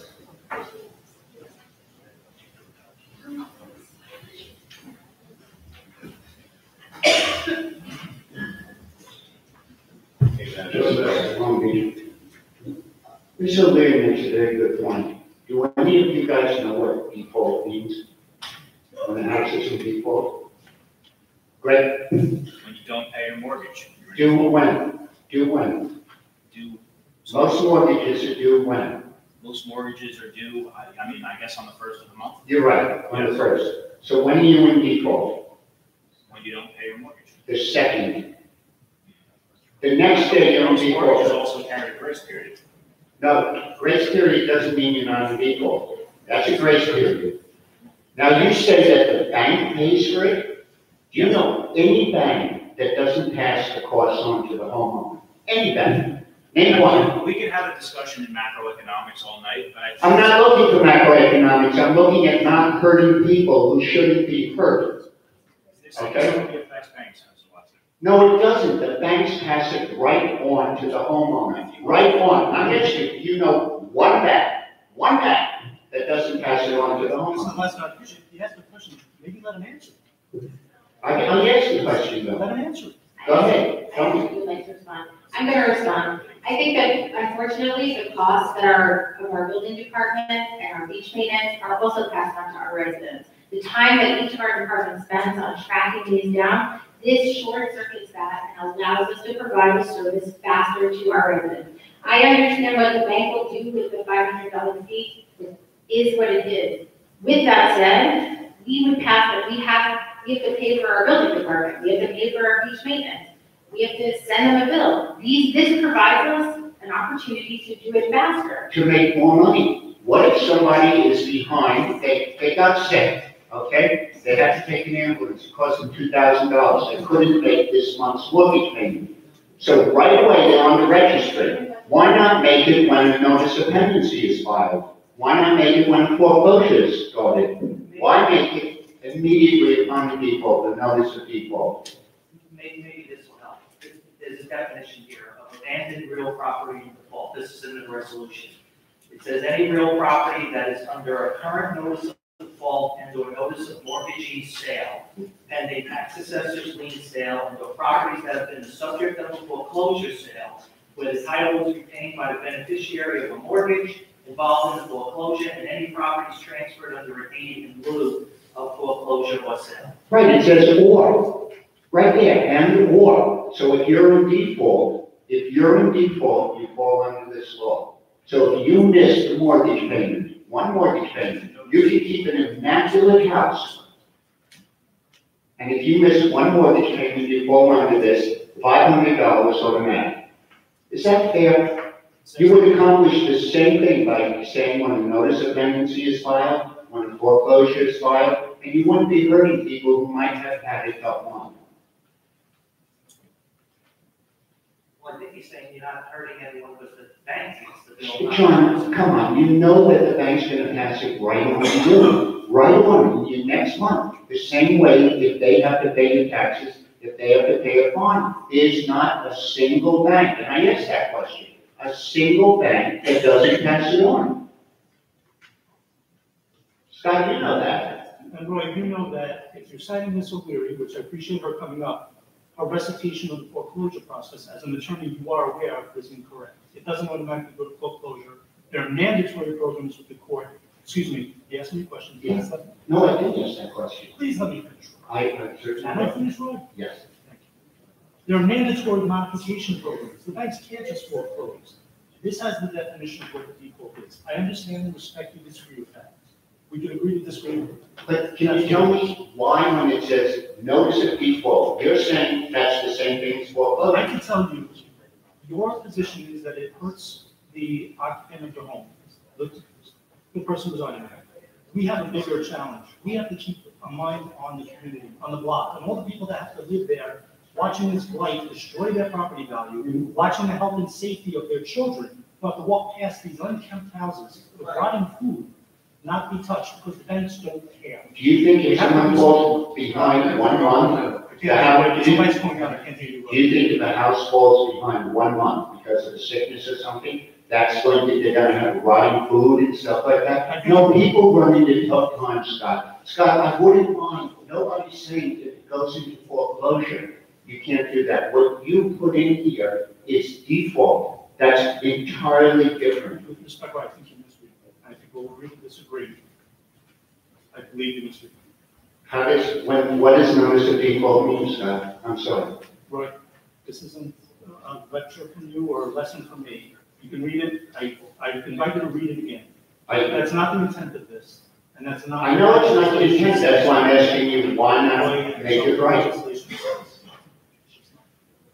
You can extrapolate all you want, but that's not what the legislation says. That's exactly what the legislation says. Thank you. Anybody else? No. Seeing no hands, next item.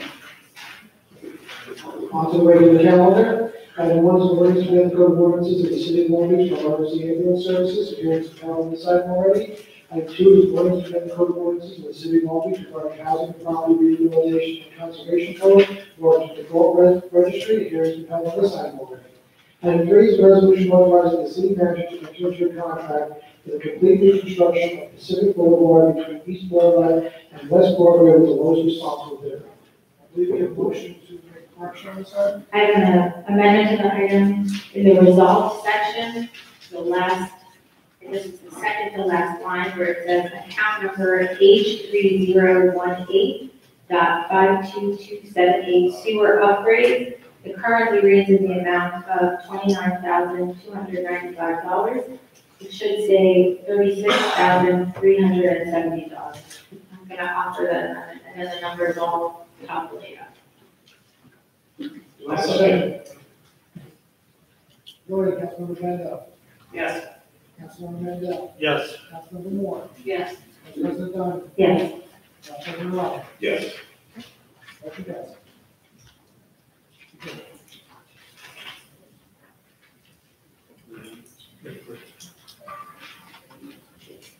Yes, this is, we have a list of streets, in the Public Works Department that have been rated in need of repair and categorized from a 1, 2, 3, and on. This is substantially deteriorating and very necessary work. And we got 2 bids on this, one from Novelli and one from Allen, and Novelli was almost $100,000 cheaper. Any questions from the council? One quick question with respect to the vendor, anyone, maybe, Commissioner Moreno can speak to, do you have any knowledge about the subcontractors? Any members of the, women and or minority business vendors used for the subcontracting of this particular proposal? I don't have the information yet on that. Typically with the Valley Brothers, what they'll do for the WMD requirements, they'll use vendors in terms of supplies for piping, supplies for the cement that they purchase, and things of that nature. They will, once the contracts are awarded to them, they know it's a contract over $250,000, and under our ordinance, they must meet the 15% and 15%.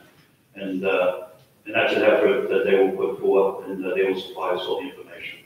Thank you. Do you know when the work will commence, assuming this item passes? Probably within the next month to 6 weeks. This was actually a project that we designed in 2016, but we held off on doing it. This covers a specific area from Broadway to East Chester. The reason we held off was with the Army project going on with the Royans. We were concerned about, building a new road with the water mains, new sewers, new drainage, new sidewalk, and then having heavy truck traffic up and down. So we held off to putting it out to this year. Any other questions from the council on the commissioners? Just, I guess this is sort of procedural. I've been asking for some time for a copy of the capital budget because we keep voting to spend money from the capital budget, but I'm going to speak for myself, I don't know the others. I don't have a copy of that budget. Well, if you notice, the way that the capital budget, this money comes from 3 separate capital budgets, from 2016, 2017, and 2018. You have to look at each individual budget for the money that was budgeted and approved in that capital budget, but then you have to go into our accounting system, which is Munis, go through each of the capital projects for each year, and in that Munis, it shows you how much was expended, how much is remaining, how much is encumbered. And that's what I do when I put a project together. I go through Munis and I find out how much is left for each capital account. Unless you have access to Munis, it's not something that's because it's constantly changing, it's not something that's available. But each one of the capital budgets for each one of these years is available on the website. Well, right, but without the account. Right, the account number is assigned to it in Munis. Right, I understand. I guess. It's part of our accounting system. We don't use the accounting system when we prepare the budget because we don't know what account numbers are going to be assigned to the various projects. That's done each year. After the capital budget and the operating budget are approved, those numbers are assigned to those accounts. I understand. I guess the issue I'm dealing with is, as a council member, I have a fiduciary responsibility to taxpayers. We all know, you included. Correct. And I don't have access to the information to do my job, so I guess I'm trying to understand how do we resolve it? I don't know John, if if you would like to come into my office, sit down with me, I will go through the Munis system. I will show you what information is available in there, and if there's a certain report you would like, I can certainly speak to the controller's office, and they can print out the information that you would like. The reports can be quite long because they cover everything, and they each break down. For instance, you go into Munis and you go under a capital account for road reconstruction. You go into it, you break it down, and we'll show you what's encumbered. You go into its encumbered, and we'll show you the purchase orders that are issued for each contract, for each engineer in terms. So it's quite detailed, so it's not something that you would have out there, but if you need information on individual accounts, certainly be more than happy to come in and see what we have available, and we can put together a report for you. So actually, maybe there's a very simple solution here. When we get resolutions like this, with these various account numbers that, because they're in Munis, we don't have access to, is it possible for you or somebody from the comptroller's office to include in, not part of the resolution, just supplemental information, how much money is available in those accounts? Absolutely. That would solve it. That would solve it. I just put the money that we need from the account. I'm not saying, I'm certainly not saying, I that the money's there. Yeah, no, I can certainly give you a printout with it that shows each one of those accounts, how much was originally budgeted, how much has been expended already, how much is encumbered, and how much is still Yeah, available. that's a report you could run, that would solve it. Okay, that's not a problem, but that's part of our accounting system, that's why it's not on the website.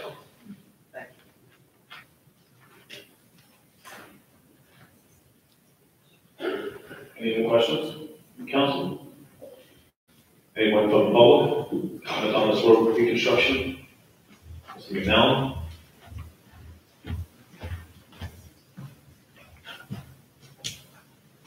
Name and address for the record. Good evening, John McNally, 613 West Walnut Street. I assume I already know the answer, but it's something I like to hammer on. Safe to say that this project is not designed to comply with the Complete Streets policy that was adopted by the council in 2013. Is this part of the Complete Street? This is a complete street project. This Just project. some of the features. Sure. I think you might be talking about different things. You're talking about complete, like, water, sewer, right?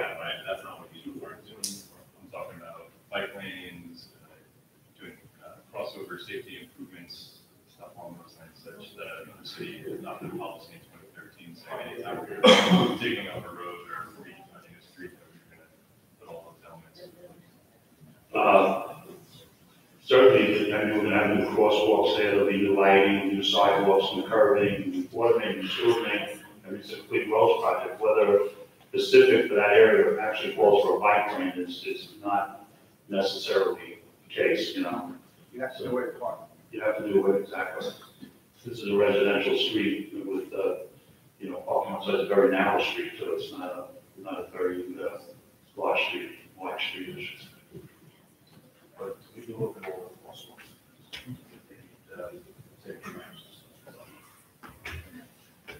So, I mean, I would just point out that since the adoption of that policy, on the street has been designed in accordance with it, and well by, you know, respecting for parking, that's I know the street is a narrow street, it's got parking on at least one side, if not both. You know, things can be made for considerations, and there's always answers to that. So, you know, it's a policy that was adopted with much fanfare. I think it's one that makes a ton of sense in this community, and it's one that I'd like to see us actually start adopting and utilizing that. You know, sometime. Thanks. Commissioner, just one more. And you don't have to come up, you can just nod. Does this include any kind of like water catch basins or anything like that? Yes, this includes drainage improvements, so. Anyone else from the public? Oh, Ms. Blanchett?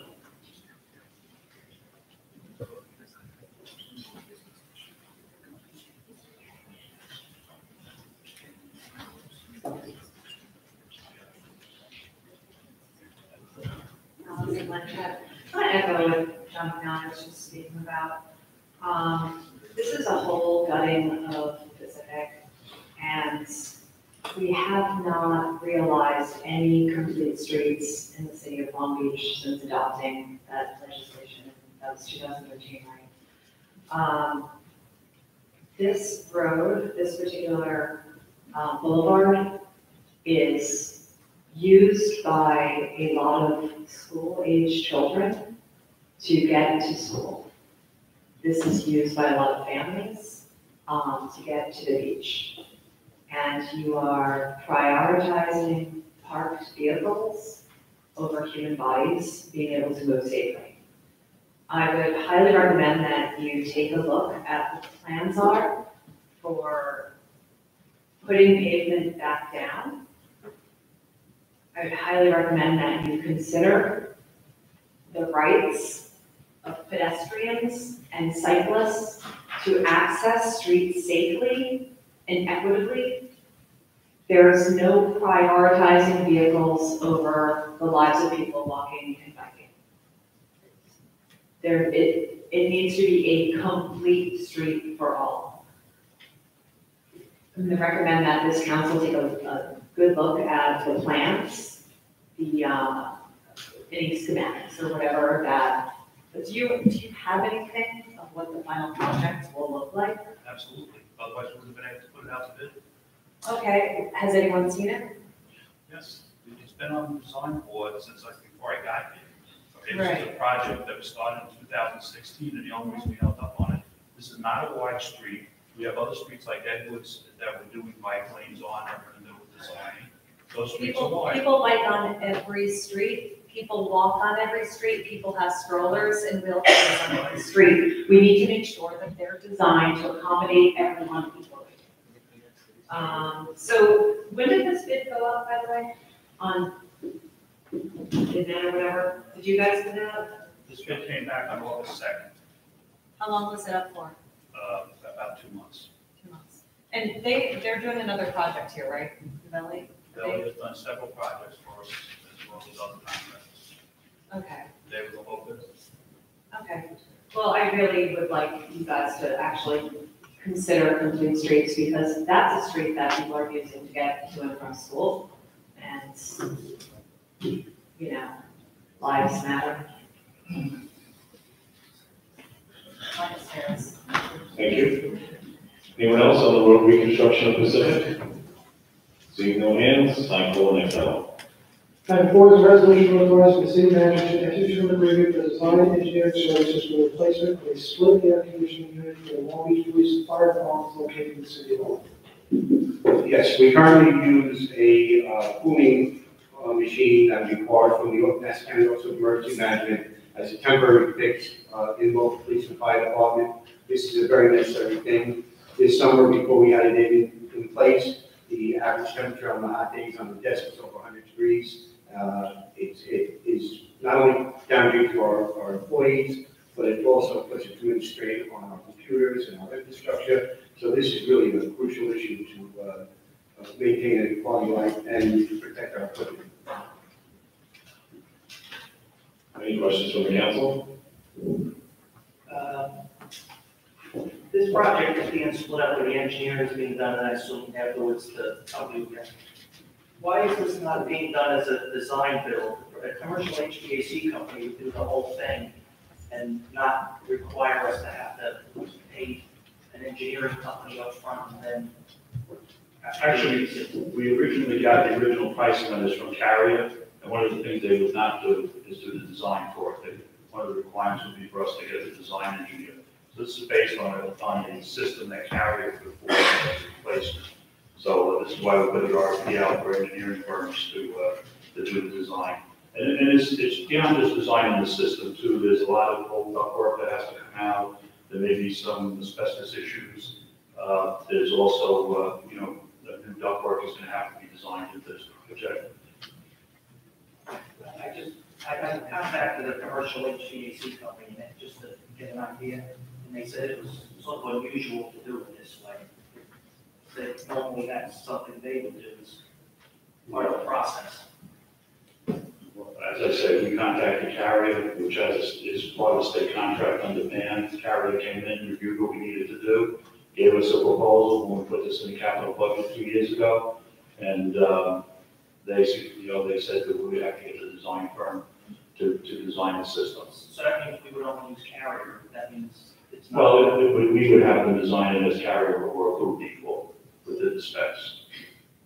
So it wouldn't be limited to just Carrier. Okay, so an RFP would not then. A bid would go out, and in the bid specs, any equipment that's spec'd out as Carrier would be spec'd out as Carrier or approved equal. We wouldn't, make anybody have to use a certain amount of certain equipment as long as it was equal to the Carrier equipment. It could be Green, it could be, there's other manufacturers out there.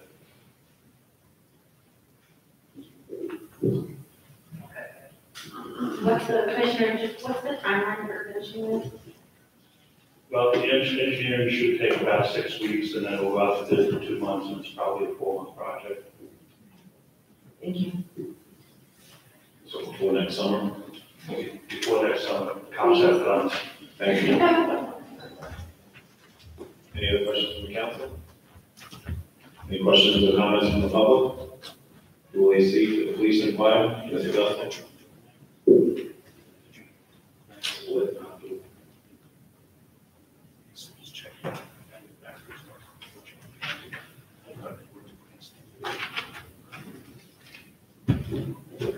NJ, Dustin Long Beach. I don't think there's a question of necessity for functional air conditioning in police and fire headquarters, in particular fire headquarters, with people living there 24 hours a day. And we're all aware of the difficult conditions that those people have to endure when there wasn't a working air conditioner. But I also want to know why Carrier? I mean, there's a million different manufacturers out there. Also, why new ductwork? That's to my knowledge, nothing wrong with ductwork. Ductwork is just a set of conduits through which air passes. I'm at a loss as to why that would need to be re-engineered. The ductwork that's in there is, it's fine. I'm really mystified by that. Do we know the square footage of the combined area that this system is designed to handle or cover?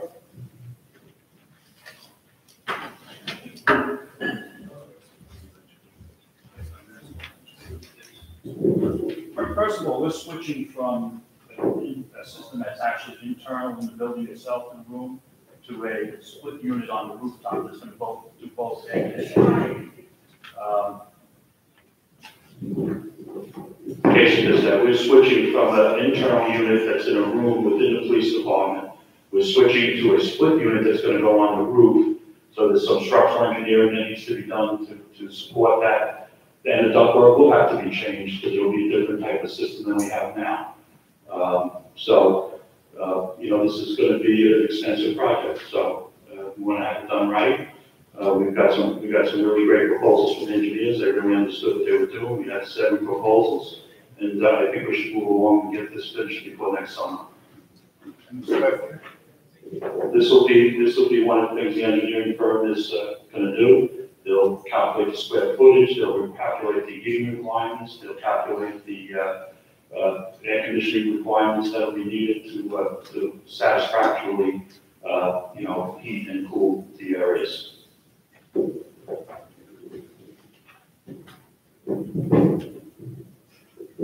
I don't want to question an engineer's understanding of the system, but I can tell you from personal experience, personal knowledge, that we already have a split system in. There are air handlers that are inside the building, but the condenser, the thing that actually creates the cold and is then circulated through the air handlers for cooling the air, that's on the roof. It's on the roof now. So I don't know what needs to be engineered about that either, but maybe Mr. Morano knows something about this, but I don't know. The other thing is we spent about $45,000 on a temporary unit that's, I believe, still sitting out there chugging away. So between that expense and this engineering expense, we'll be at $105,000 before we put a single stitch of actual work into repairing the system. Do we have any kind of an idea what the system's gonna run? I'm thinking not $100,000. Thinking you can put this out to bid fairly easy and get this system replaced for less than what we spent already on engineering and temporary stopgap measures. Anybody else on this split air conditioning for police and fire? No? Seeing no hands, next item. And 5 is a resolution authorizing funding to be committed to the U.S. Army Corps of Engineers for benefits associated with Beachville Duke Cross Construction Project and to amend budget. Yes, at 4 of the crossovers, Neptune, Riverside, National, and New York Avenue, there will be extra wide crossovers, they'll be 30 feet wide. And the council, when looking at different designs, didn't want to use number 2 Pine connected to the Eppingwood. So what they decided is because this is such a wide expansion, that it would really blend much better if we continue the Eppingwood for the crossovers and then just use the number 2 Pine for these stairs and ramps. So this amount is for the purpose of the Eppingwood.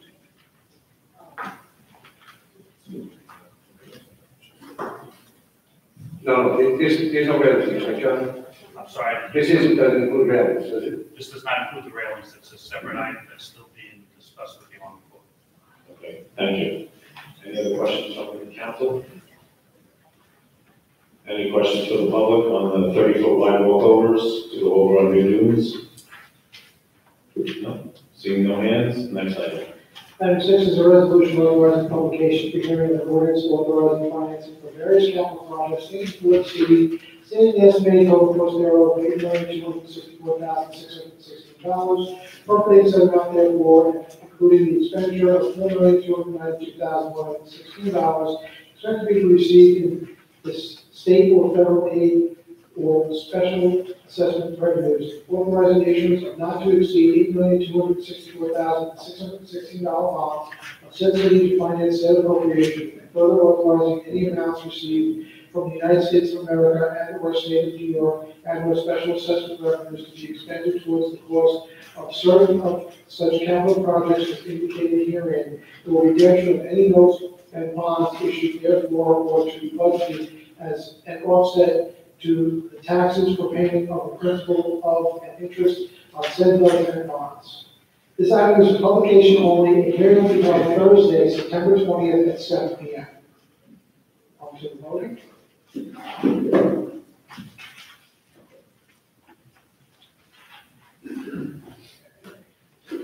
Item 1 is an ordinance to amend the code of ordinances of the city of Long Beach regarding emergency ambulance services. Who's wishing to move the adoption of this item? Second? Voting, Councilman Bendo. So my big concern with this issue was the fact that I didn't want somebody that needed an ambulance to be concerned that could they afford the ambulance and maybe hesitate to call it. I think it's been made clear that bills do not go to individuals, they go to insurance companies and go to Medicaid or Medicare. So that satisfies that concern I have, so with that, I vote yes. Councilman Mandel. I echo what Councilman Bendo just said, and one of the reasons why I was against tabling this or amending it, tying the city's hands in how it goes about collecting and negotiating with insurance companies, especially on the fly during the resolution, I think is ill-advised. I think this has to stand the way it is, and again, as Councilman Bendo pointed out, this is not an issue of billing patients, this is an issue of negotiating with insurance companies. I do like the option of looking out to work with charitable organizations, as Ms. McGinnis brought up, to see about hardship cases, but that's different than this, and I think we should explore that. But that shouldn't result in delaying this resolution, I hope, yes. And I'd still like to see an annual report so that we can begin to assess our service that we render. In addition, some kind of report that speaks to the monies that are collected. I think the issue here, and this has continued to be an issue for the past 3 years, is that we've not engaged in assessment. Assessment is important. The purpose of assessment is not only to find fault in different aspects of what we do, but to also highlight some of the achievements that we've made. So when I ask for assessment, I'm asking not because I'm trying to put anyone on record, but that we can look at all of the work that we've done. It's clear here that there are some other issues that still need to be looked at. It's unfortunate that we did not table so we could have further discussion. But based on the comments that have been made, in good faith, I'm hoping that we can continue to move forward with some kind of positive aspect with respect to the community, with respect to charity, as was pointed out by Councilman Bendo as well as Councilman Mandel. But I'm also hoping that we can move forward as a council and engaging in that conversation before we come here to the table, so that we don't have to go through the process today and ask so many questions. We allow for those questions to be asked by the members of the outside. With that being said, I will vote yes. However, again, it's a preservation. Vice President Klein. Yes. President Ron. Yes. Item 2 is an ordinance to amend the code of ordinances of the city of Long Beach regarding housing and property rehabilitation and conservation code, mortgage and default registry. First move the adoption of this item. I will. Second. I will. Voting, Councilman Bendo. Okay, just wanted to be clear, this is not about kicking grandma out of her house. This is not about sending bills to anyone. This is paid by the banks, and what we're doing is we're establishing a line of accountability so we know who we can go to for properties in default that are not being maintained. We don't have that ability right now. This is going to give us that. So with that, I vote yes. Councilman Mandel. Again, there are defenses in there, even, just to answer some questions, even squatters have rights, they just can't be thrown out. That's why this is not impacting on that. This is a step further to bringing forward what Senator Kaminsky has put forward at the state level, and it's empowering our city to take up the mantle and move things to protect the residents, to protect the community. Not voting for this, I think, would be irresponsible. And ask anyone who lives on one of those blocks who actually has to be subjected to one of these zombie homes, and I think they would agree. I have to vote yes. Councilman Moore. So during our budget sessions, this was actually one of the conversations that we had, which means I'm very pleased that we're moving forward with some of the proposed budget initiatives. I also feel that it's important for us to at this time focus on improving the quality of life within our communities. I think it's important that at this point we're moving forward in terms of addressing the blight issue, and that we clearly need to hold banks responsible and accountable. With that, I vote yes. First, I want to thank the acting city manager for moving so quickly on this item. As Councilwoman Moore said, this was one of the revenue sources that we discussed as part of the budget process, but since I've been on the council, we've addressed a number of these issues, and I'm watched some of the barriers that our departments are faced with and the time that it takes, not only for our department, but that a resident has to wait for a house that's close by to them to be addressed. I understand that the mortgage and foreclosure process is extremely long in certain cases, and this just gives the city the tools that it needs to take the necessary steps in order to protect the residents. So with that, I vote yes. Yeah, to make the banks accountable for the quality of life of our residents, is to me a no-brainer, I vote yes. Item 3 is a resolution authorizing the city manager to enter into a contract for the complete reconstruction of Pacific Boulevard between East Walnut and East Broadway with the lowest responsible bidder. Would you please move the adoption of this item as amended? Second? I will. Okay, voting, Councilmember Tendo. Yes. Councilmember Mandel. Yes. Councilmember Moore. Yes. Vice President Dodd. Yes. President Romano. Yes. Item 4 is a resolution authorizing the city manager to enter into an agreement for design and engineering services for the replacement of a split air conditioning unit for the Long Beach Police and Fire Departments located in City Hall. Would you please move the adoption of this item? I will. Second? I will. Voting, Councilmember Tendo. Yes. Councilmember Mandel. Yes. Councilmember Moore. Yes. Vice President Dodd. Yes. President Romano. Yes. Item 5 is a resolution authorizing funding to be remitted to the U.S. Army Corps of Engineers for veterans associated with the Beachville and Dune Crossing Structures Project at Chilton. Would you please move the adoption of this item? I will. Second? I will. Voting, Councilmember Tendo. Yes. Councilmember Mandel. Yes. Councilmember Moore. Yes. Vice President Dodd. Yes. President Romano. Yes. And finally, item 6 is a resolution authorizing publication for hearing of an ordinance authorizing financing for various capital projects in and for the city, stating the estimated total cost thereof is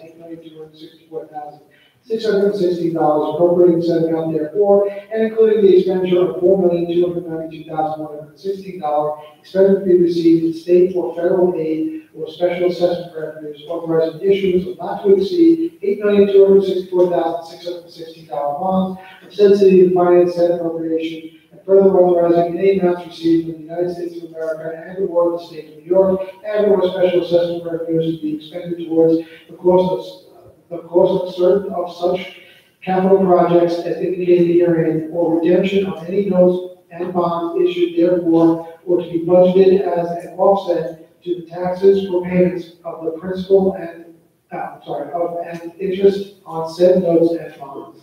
I will. Second? No. Okay, voting, Councilmember Tendo. Yes.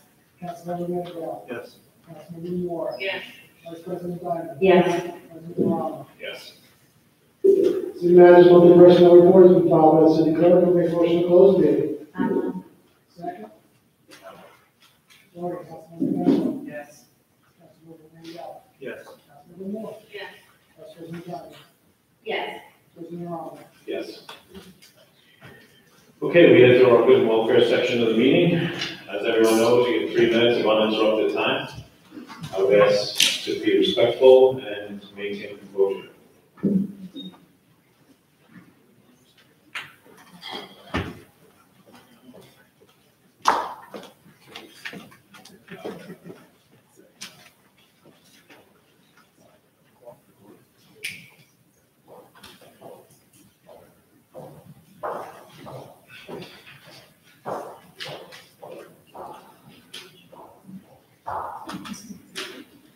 Mr. Patrick, our seats.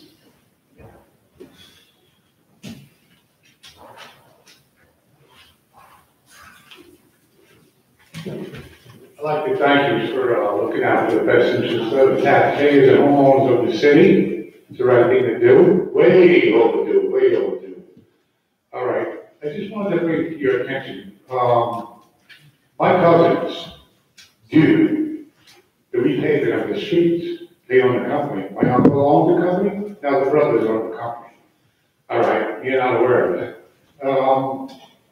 But they brought it to my attention, they said, geez, we go over the Verrazano Bridge, you pay $15 for your car, we pay $250 for their dump trucks, Any oversized vehicles are destroying your city. They told me. Domino's, Dunkin' Donuts, Starbucks, I'm not giving them a pitch, but all these franchises, concrete trucks. Now, Commissioner, City Manager, those plate readers, if they're accurate, he says, there's cities, places we go to, they scan the plate, they send us a bill. They're using their roads, overloading trucks, they don't give a bill. They send them a bill. And there's gonna be a lot of concrete trucks, dump trucks, everything, when they do the super block and the buildings. Got a lot of things going on here. And they take that in consideration when they bid to repaint roads here. In other words, that's in the bid. In other words, in case they get a tax. He said, they don't even come over Manhattan Bridge because their trucks won't go under the overpass. And plus their fees they gotta pay for going over that bridge, they take over each road. Can't get on the middle of a Parkway. When you go down to Florida 85, there's wait stations. They get taxed. Every state they go through while they're waiting their vehicle. They destroy the roads of this city, not the cars. And it's way overdue. Now we're up to date with those scans. They scan them, and they can send the bill to that company. The city, they should take it into consideration, knock it around, and see how it works out. Thank you ever so much, Commissioner, everybody, Rounds. Thank you. 9 minutes in the restroom.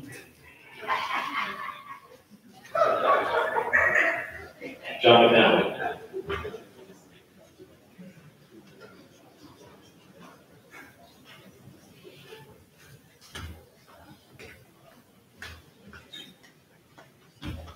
What's the follow-up? John McNally, 613 West Walnut Street. I'm back on the meeting that works on the process. You guys had 2 public hearings tonight where I think everyone would agree there was valid questions brought up that left you guys in a position where, while you had confidence in what you were voting for, I'm sure there was some knowing or some other things that you would like to do some further investigation. I don't see that either of these public hearings were things that were so timely in an emergency way that they needed to be voted on tonight. So again, I would urge the council to, wherever and whenever possible, decouple public hearings from the vote. If you guys are gonna hold a public hearing tonight, do the vote in 2 weeks. Otherwise, I think a lot of the residents feel like, our information that we're trying to provide you with falls on deaf ear. And it's not giving you guys the proper opportunity to do your research and answer the questions of the residents or answer the questions that you yourselves might have. I don't think it's a huge ask, but I keep asking it, and, here we are. That's all I got, thanks. Thank you. Mr. James Howard.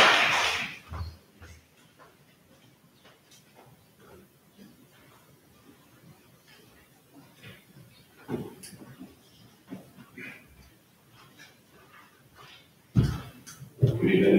Good evening. James Howard, 95 East Fulton Street, Longbeach, New York. Just want to thank the auxiliaries for the fine job they do. I didn't plan on speaking today.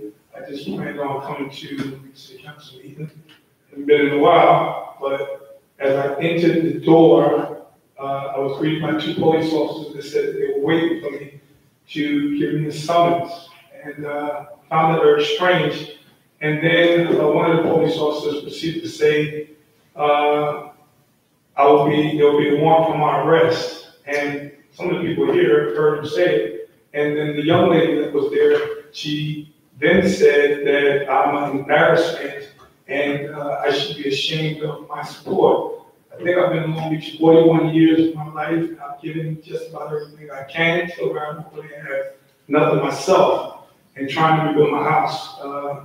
The word that she used, even though I'm a man, was very hurting and disturbing because she knows clearly nothing about me. And the officer that was telling me, well, she told me there'll be a warrant for my arrest if I don't take a summons. And I guess it must be a summons because I called the police yesterday because I always would defend the community and try to help out and assist if I hear something. So I called the police department yesterday because there was a gun sighting, and I had a little young lady run in my office yesterday and get under the desk and start screaming and crying.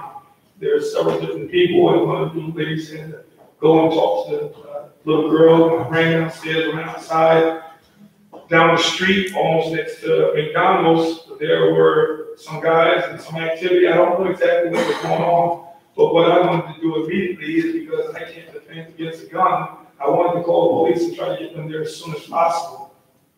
I called the police and said that there's a lot of people here at Raleigh Day, there's something going on right down the street, can you please send some cars?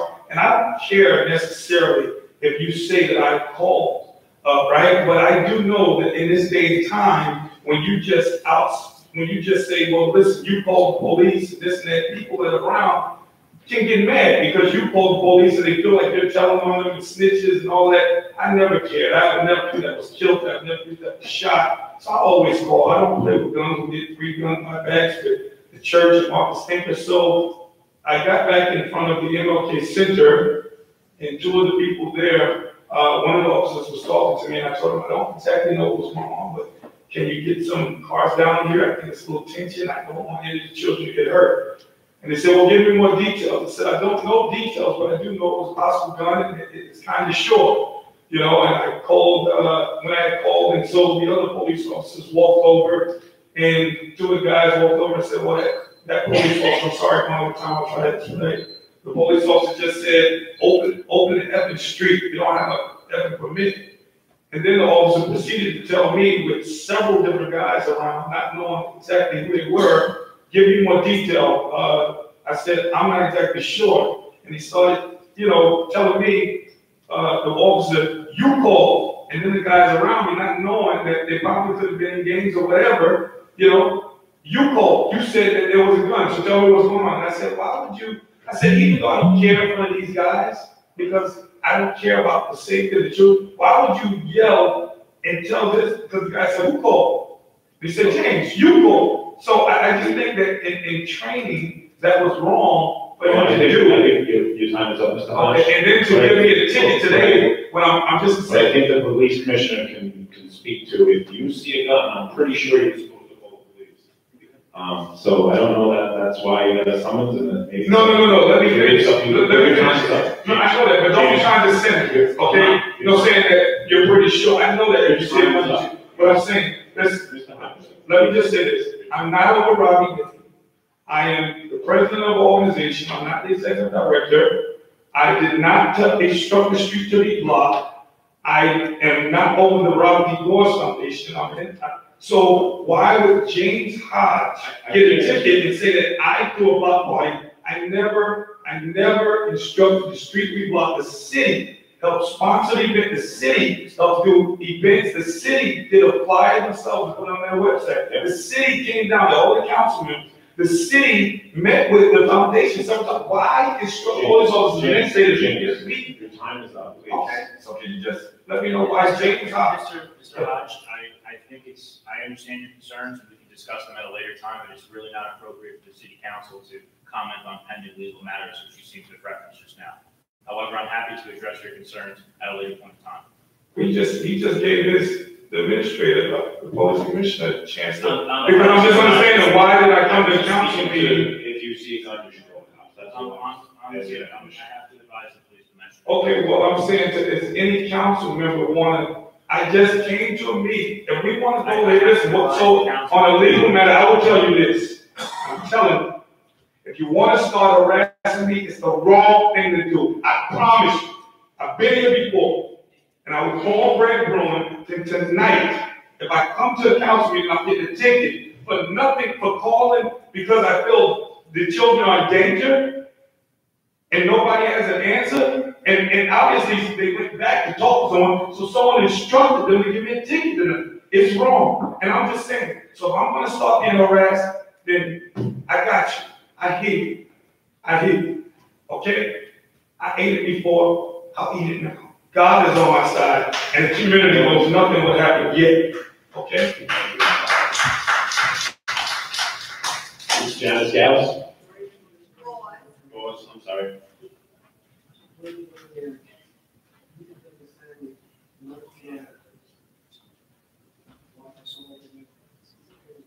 I hope Robbie Day was really successful. It really was. Good. And I thank everyone that actually donated and showed up. We get back over that stuff. My name is Janice Buzzer, 15 East Hudson Street, Long Beach, New York. I'm here because I walked in here because there was a bit of a commotion on about a permit. I sent all the paperwork in July, and then again in August. So if there was a discrepancy of us not having the documents that we needed, someone should reach out. My number was on there, the MLK number was on there, and also Lisa Hayes, which was the acting PD. We did not get contacted. The police drove down the block several times, came and said hello, and kept going throughout the day. And then they did not say anything about the streets didn't have a permit until the police was called because there was shooting. And my daughter happened to be one of the kids that ran upstairs, crying hysterically. So imagine how I felt as a parent getting back to the community, and the police is like, oh, we only need to send one car with no lights. So you tell me how you feel as a parent, okay? I'm a little emotional because that's my daughter. Because nobody has told me anything if something would happen to my daughter. You couldn't stand up here and say, oh, I'm sorry, or let me talk to you. That wouldn't be acceptable. So in our community, all we have left is rotten. And for the police not to show up like they should have to protect our youth, that we're giving back to the community, we don't care about color. We don't know color. We know our community, which is Long Beach. We've been doing this for 13 years. We've never had an issue of getting a permit, blocking the streets off, having council people, having the police come. We've never had an issue. To 2018. I am not here because of any politics. I don't do them. I do the community. I fight for the community. I'm the only one. I don't do photo ops. I'm behind the scenes. But when it comes down to our youth, I will fight teeth and nails for them. Defamation of character, when we walked in the building and the police tell me, we're here to give James a ticket. I'm like, well, what's that about? Okay. Then I pulled the cop to the side and say, you can't give him anything because he's not part of the Robert B. Gold Foundation. I am. If there's a ticket that should be given to me because I gave the order to block the streets because I was under the impression we had the permit. Then he goes and tells me, oh, well, I know all about Robbie Day. I didn't want to write this ticket, but I had to. I said, what do you mean? He said, we had to give James Hodge a warning. So now again, is this politics or is this race? You guys decide. Because I see no color. I see right and wrong. And this is a police that's supposed to protect us. This is the same officer that came out that did not put a light on to protect our kids. Maybe it's not your kids that's over there, but mine are. So please help me understand where y'all protecting us. And Mr. Cannon, I appreciate what you're doing, but we need you back over the police.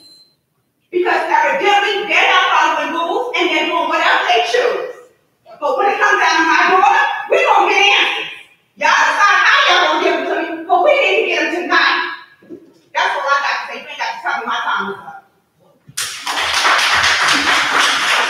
So we just heard about some sort of incident this evening right before the council meeting, and I can assure you that the entire council will find out, at least be briefed by the police department as to what happened. But this is all new information to us, but we did hear that there was some sort of incident with a permit, and that was the extent of what we knew. Well, Mr. Cannon got my email, so I'm going to email. We will, I guarantee you that the council will find out what exactly happened, and we want to clear it up to make sure Lobby Day is successful and make sure the community feels safe. Mr. J. Hussler?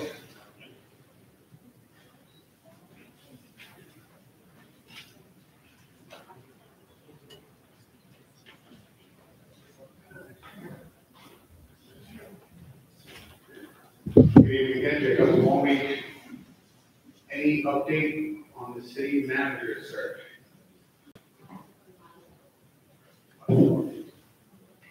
I'm sure I don't need to point out to you guys that it is September. That is the 9th month of the year that we still don't have a permanent city manager.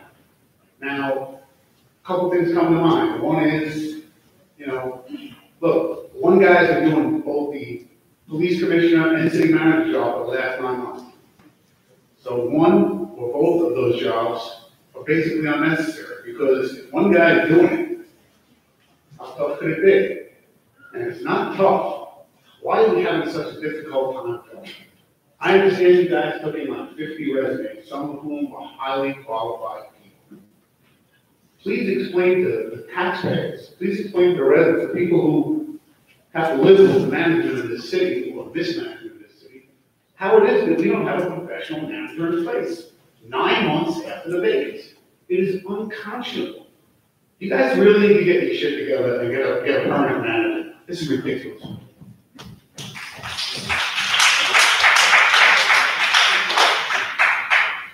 Mr. Whitlow.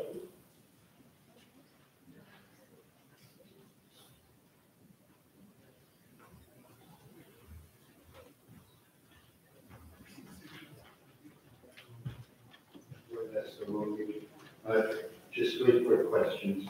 Michael, you said the boardwalk, the Effie is going to be connected to Effie? Just for the 30-foot crossover. Right, but is the current wood Effie? Yes. Okay, because when it was built, we were told that the Effie wasn't available and they used another hardwood. No, it's all in there. It is, And the reason for this is the 30-foot wide crossover. No, I understand. Yeah, they're being treated sort of as an extension of the boardwalk. Yeah, I just see a lot coming up. You know, people are tripping on it now, and, and I think they got it happening with Effie. And I was told when it was built that Effie wasn't available, they used another hardwood. But you're telling me now that was wrong. Okay. That's my understanding. No, that's, you know for sure, right? Positive, 100% positive. Okay, that's right. Second question is the signage in the, I guess I'll call it zombie bill. What signage is that? What are they talking about that maintain the signage? I believe it's signage that the building department posts, notices, and things of that sort. But does it mention it anyway? No, It mentions it in the building code. But not in this section. It incorporates the building code by reference. Okay. And the third question is, a week ago Sunday, beautiful day, boardwalk was closed to runners, to bikers, to walkers until 9:20 in the morning. And that was for, I guess, the flea market that was put out there. What do we make on that? Does anyone know? Like, those are going to the Historical Society. They look. They go to the Historical Society, that's their thing. Oh, so all that money, that the city doesn't make anything on that? But the city determined? Well, there is a permit, but that's one of the things when we have the events legislation we're trying to address. So do we know what the city makes on it? Nominal. Yeah, but what does that mean, Michael? No, $1,000? I think less. Less than $1,000. But the city decides to close it. It's a safety issue. The police department decides to close it. Okay, and why is it a safety issue for walkers? Because we're driving cars on the boardwalk. Drive cars on the boardwalk? Yeah, absolutely, my God. How does that affect the boardwalk? It doesn't. We used to drive it on the number 2 Pine, and this wood is much stronger. Yeah, no, and the number 2 Pine completely fell apart because of the trucks and stuff. And the city doesn't. No, it fell apart because of the elements. Yeah, the city doesn't bring trucks up, and, they used to bring trucks up, and now they bring the little quads up, which is great, I applaud you guys for that. But the reason you did that was because you said that the trucks destroyed the boardwalk, but the vendors are allowed to bring the trucks up there. I never said that, and nor do I believe. You don't believe that the trucks destroy the boardwalk? The old boardwalk, yes, not the new. Yeah. But what's causing it to raise now? I don't know anything about it. You, John? There are several boards that do raise after time, that the epi wood was put in with a finishing type screw, and sometimes over time, some of the epi will pop out a little bit, and maintenance screws, but there's nowhere the amount of maintenance that used to go on with the yellow pine. Oh, not at all, but John, you're saying that the trucks don't affect it at all? That boardwalk is designed to an H10 loading, which is a truck loading of 20,000 pounds, so. And Edwards hardness is comparable to cement. And what? I'm sorry, what? And Edwards hardness is comparable to cement or steel. Yeah, I know it's hard. People are running it. Okay, so the city decided it's a safety issue? The police department. The police, and When we're setting up and taken down from across the road to the scene. Okay, and how come it can't be set up earlier? 9:30 in the morning, or 9:20 in the morning on Sundays, kind of late. They start at 6. That's it. It's just how long the process takes. Okay, all right, thanks. Ms. Allison Blanchett.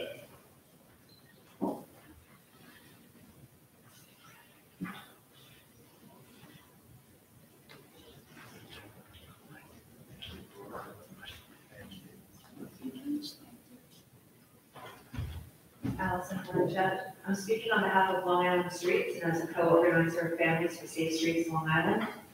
County Executive Laura Curran recently asked for comments on school zone speed cameras following the recent executive order signed by Governor Cuomo after New York City school zone speed camera legislation that was shamefully stalled in the Senate by Republican Senators Marty Goldman and Flanagan. Well, as you all know, the city council, New York City Council was able to get them passed with the help of Governor Cuomo.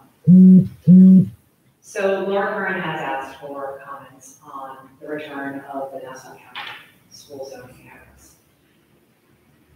Nassau County school zone opt-in speed camera program is an important safety grab to curb speeding in school zones. This is not only about preventing children, caregivers, and school workers from being maimed or killed, but curbing speed so all people will feel safer walking and biking, not to mention humanizing our streets by creating behavioral change from our suburban speed car culture, both in and outside of school zones. It is imperative that an opt-in program happen now. I'm asking council to support this. Please contact Nassau County Executive Laura Curran, and please show support for this opt-in program. And I'm curious, has anyone had a discussion about this at the city council level? You guys know what I'm talking about? Okay, thank you. Mr. Brian Horn.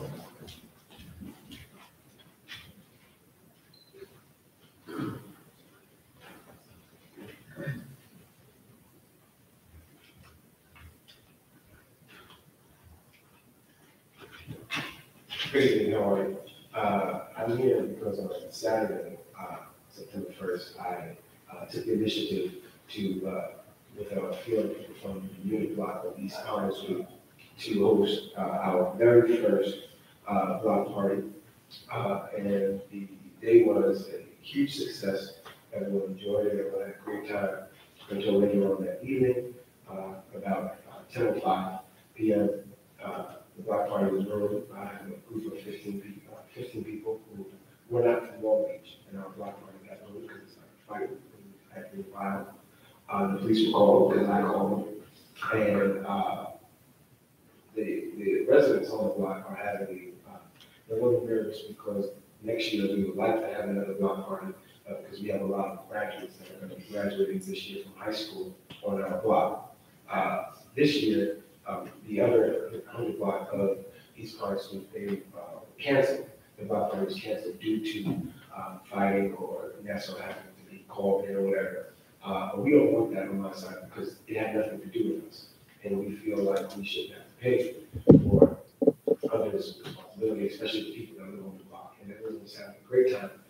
Some said that I shouldn't come and I shouldn't say anything, but I'm not going to just sit and let other people live with these good people in the North Park area have come together and worked very hard to do. So I wanted to put that on the record that I did get the street. Because next year, when we do decide to put in the necessary paperwork down at the police department, I don't want any problems, and I don't want any of the kids that live in my neighborhood to have to suffer from kids being ignorant or whatever. I just feel like we can do something, and we have to work on our policing in our community so we can get better. Because I feel also while we're having block parties that we have such a large police department to where throughout the day, 2 officers can just walk down the block just to make sure everything's okay. Not to do any crazy things, but just to make sure that the people are seeing the police and not only when crimes are happening. Thank you. Thank you.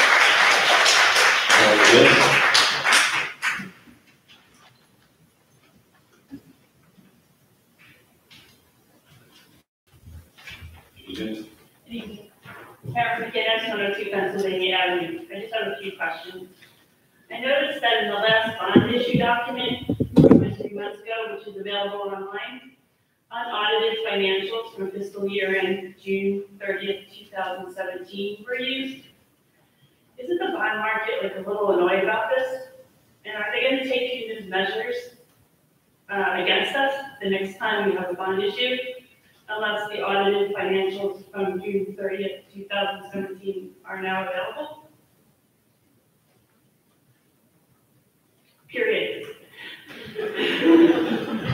It's hard to predict what the market, how the market for bonds is going to react to any given bond issue. It's going to be pure speculation. You know, obviously it's preferable to have audited statements. Right, and it said that in the last bond issue document, it said that the city was taking every measure it could to make sure that financials would be submitted on time, correct? I can't recall. I haven't looked at that bond document in a long time. All right, I can send it to you, but it says that. Okay. Are there any circumstances separate from the vacation and drawdown payouts, which have already are under discussion, in which exempt employees receive pay in addition to the regular salary? And if so, what are they?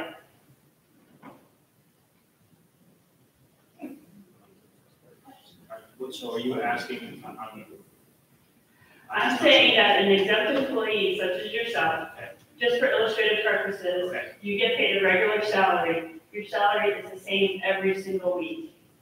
Right. Are there any circumstances in which any exempt employee, for example, any exempt employee in this room is receiving pay as income besides their regular salary? pay as income? No, not that I know of. Are you sure? Not that I know of. Can someone research that, please? I mean, there's the salaries are the salaries. The only other type of payment I don't think would be income would be like expense reimbursements under certain circumstances. Correct. That's reimbursement, that's not income. So, do you want to say unequivocally that the exempt employees only receive salary, or do you want to get back to me? I don't know what you're defining as salary, like. Salary is your salary. If you make $5,000 a month, no matter how many hours you work as an exempt employee, you still make $5,000. And what time period are you referring to? Now. Right now? Yeah. I don't know of any exempt employee that's getting any type of pay outside of the regular salary. So you are confirming that from now, from this point forward, no one is making extra I pay? said to the best of my knowledge, everybody is simply getting their salary. There's like. Can you confirm that, like unequivocally? I would need to review our payroll records. Exactly. You know, in a certain time period to be able to confirm it. But I can tell you almost certainly that exempt employees right now are getting their salaries, and that's it. There might be expense reimbursements, but I don't think that's income. Other than that, I don't really know of anything else. Okay, well, you may not remember President Reagan too well, but he always said trust but verify. So I would ask if you could do that for me, please. Sure. Are stipends used occasionally? I believe Commissioner Tagney, in his latest budget, ended that practice. For example, part of my salary was paid out of the stipend. It no longer is. It's a transparent number. I think Commissioner Tagney is trying to make it as transparent as possible. However, to my knowledge right now, and correct me if I'm wrong, Commissioner Tagney, I'm not sure that any exempt employee gets a stipend. I can't think of one. Okay. Are there any circumstances under which City of Long Beach employees can discuss local political party matters with other staffers or outside political consultants during business hours at City Hall? No. My next question. When I go to the archived video audio of City Council meetings, only 3 of the last meetings are available. Then it says you can see all of our available videos on our YouTube channel by clicking here. When I do that, I can't find any City Council meetings prior to July 13, 2018. Is that something that can be fixed? No.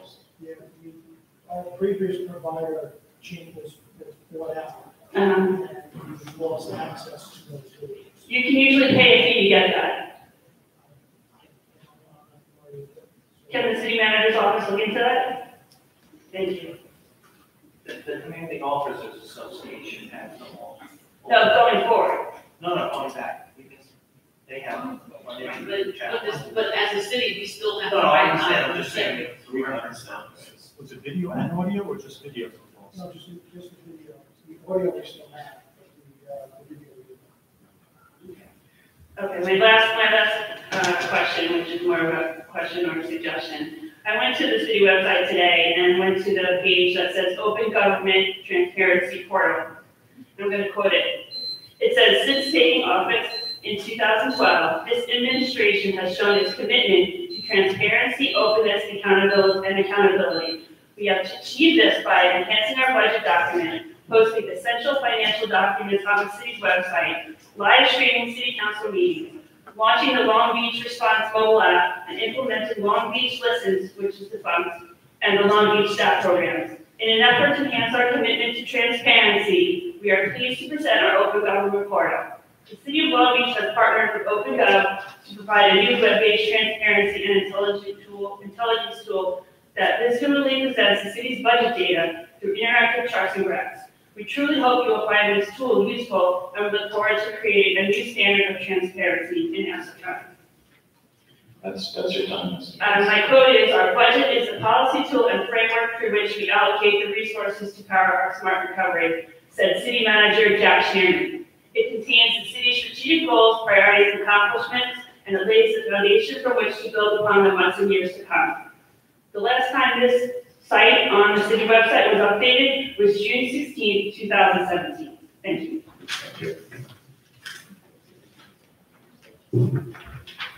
Ms. Monahan?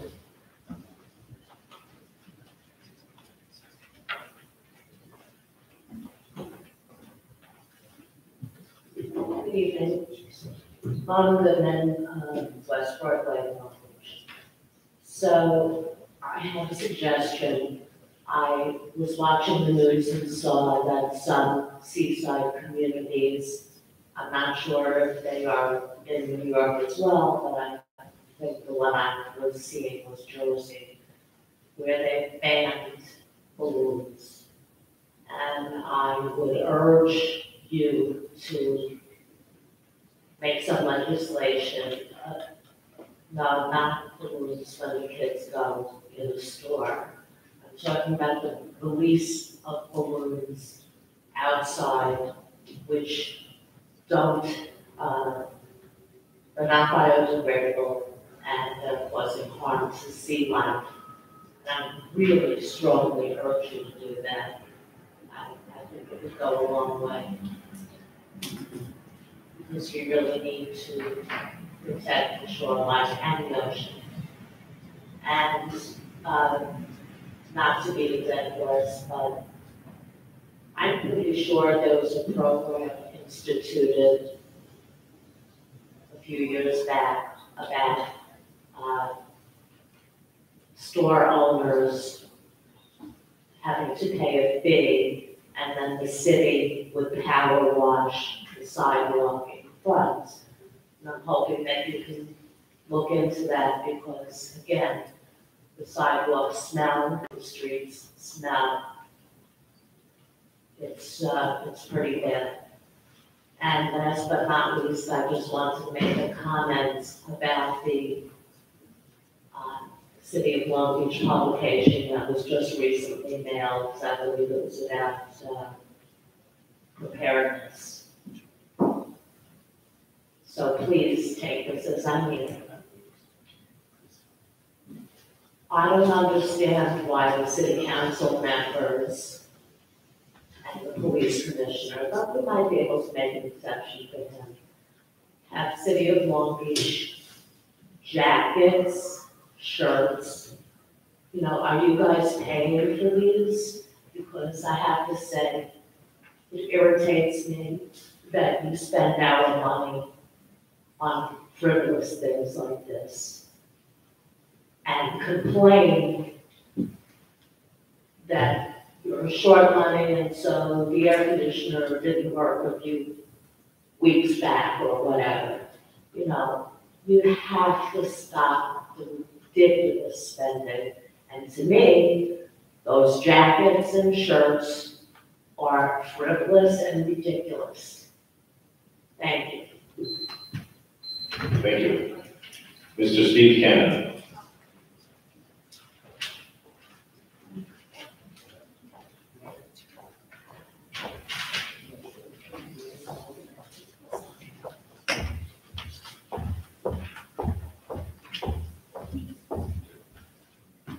So, Steve Camden from 10 West Beach Street. Again, thank you very much for your time and energy you guys spend up here all the time. I'm okay to just find out on the comprehensive plan. I'm glad to see it, hopefully, we table it until we get a manager. That'd be great, if that's the concept here. I'm bad to hear much about it for now. In general, though, we had meetings all the 3 years going on, these things I'm sure you're very familiar with, that we all have. And in those, we discussed a potential plan that eventually would be all the input the towns put it into. That was all hypotheticals. A lot of it was property that the city didn't own that we're deciding what to do with. There's a lot of confusion over a lot of the things that were going on at the time because it was hypothetical. Now that one has been done that's supposedly going to get close to adoption after the manager hopefully gets found and put on. Has there been an idea of having meetings to review the actual plan now? Because now people can discuss not a hypothetical, but what's being supposedly going to be adopted. So we held meetings that were actually very helpful to go over with people, even if it's just, if you did the minimum of having meetings with the people who are on the community advisory committee, that it's in the page 7.2 of the plan. You can see the people that are on this list that supposedly would help the community understand this, but they haven't met in years.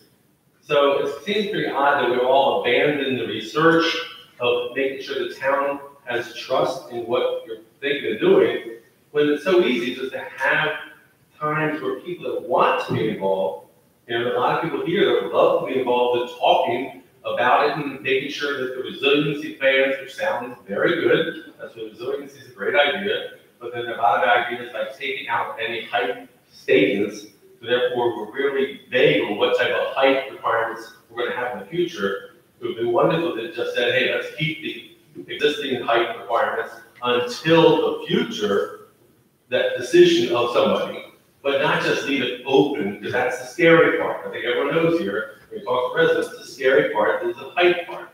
So there's some things we really need to gain trust in this plan, and there's some things we should really be supporting in the plan.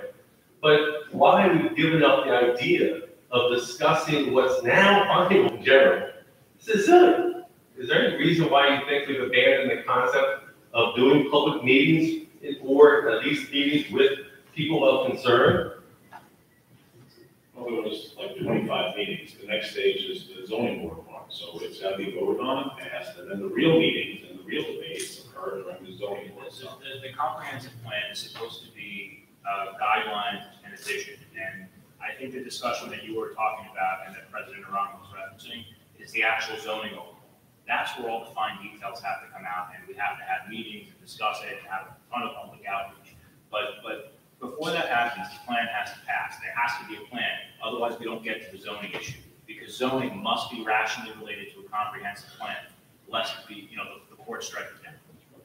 Those are great points, you're making. I'm still talking about the idea of this thing before it's adopted, having, again, these people really never got together in years to discuss this.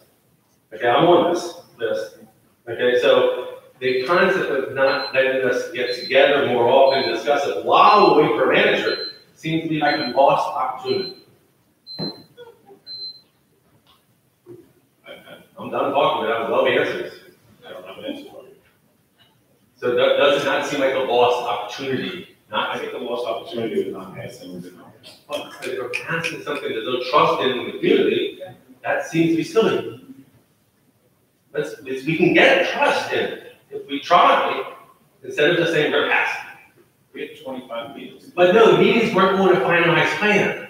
There's 25 meetings of hypotheticals.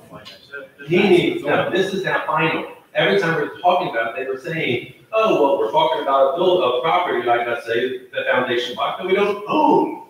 Why is that even in the plan? So very interested in doing it. That's how comprehensive plans are operated. They're supposed to be broad and give you flexibility when it comes to overhauling the zoning code. Okay, the community, I know many people in the community don't trust this plan yet, and I'd love to have an adopted plan that people trust. Thank you. Mr. Delory?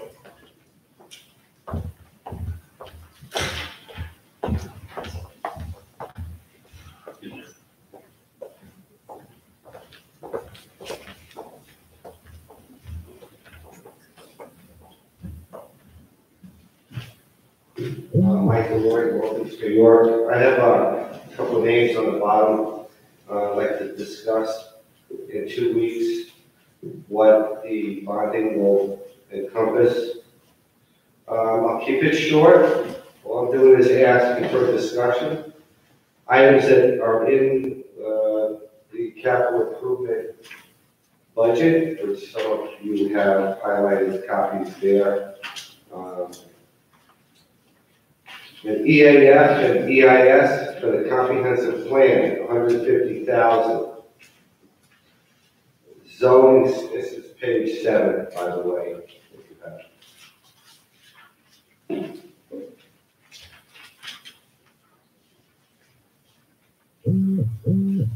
Okay. A zoning study, 400,000. Importance to city's future. So now we quantify the amount. There's a dollar amount that is built in, I believe, to this bonding that you're going to consider voting in 2 weeks. There's also a saltwater intrusion model design of 300,000. It's based on recent experience and New York City's desire to open the Lloyd Wells in Queens. This study is critical and maybe the most important study we undertake. These are not my words. These are words that are in the city's budget proposal. And by the way, I want to thank you, Commissioner Miranda, because when I looked at some of the numbers, they're pretty well spot on, so I don't have any questions with the numbers part. I can mirror some concern that people have. My personal concern is I don't want to vote on anything until I know what's in it. Very simple. So, will we have some detail if this $400,000 is going to be bonded for of the $8,200,000 and whatever else? Okay, moving on. A total of $11,241,038 new projects were requested. $8,991,000 rounded in the general fund, $1,003,000 in the water fund, and the sewer fund, and so on. Capital projects for the 18-19 will include $20 million in New York Rising Community Reconstruction Program funds. These are funds that do not have to be bonded as payments. That's a good thing. Capital projects for the 18-19 fiscal year will also include $30 million in FEMA and other grant funds. These funds will have to be bonded by the city and will be reimbursed. I just want to say that. I know my time is up. These are not small items. These are big issues. That's all I ask for you to have consideration. We'll have a public hearing next week, 2 weeks, sorry. Actually, 2 weeks and a couple of days. The next meeting is moved to Thursday, the 20th, I think. Because of the holidays. The holiday, yes. Yom Kippur. Yes. Thank you very much. Next is Eddie Broner. I see he has left. Ms. Daniel Epstein.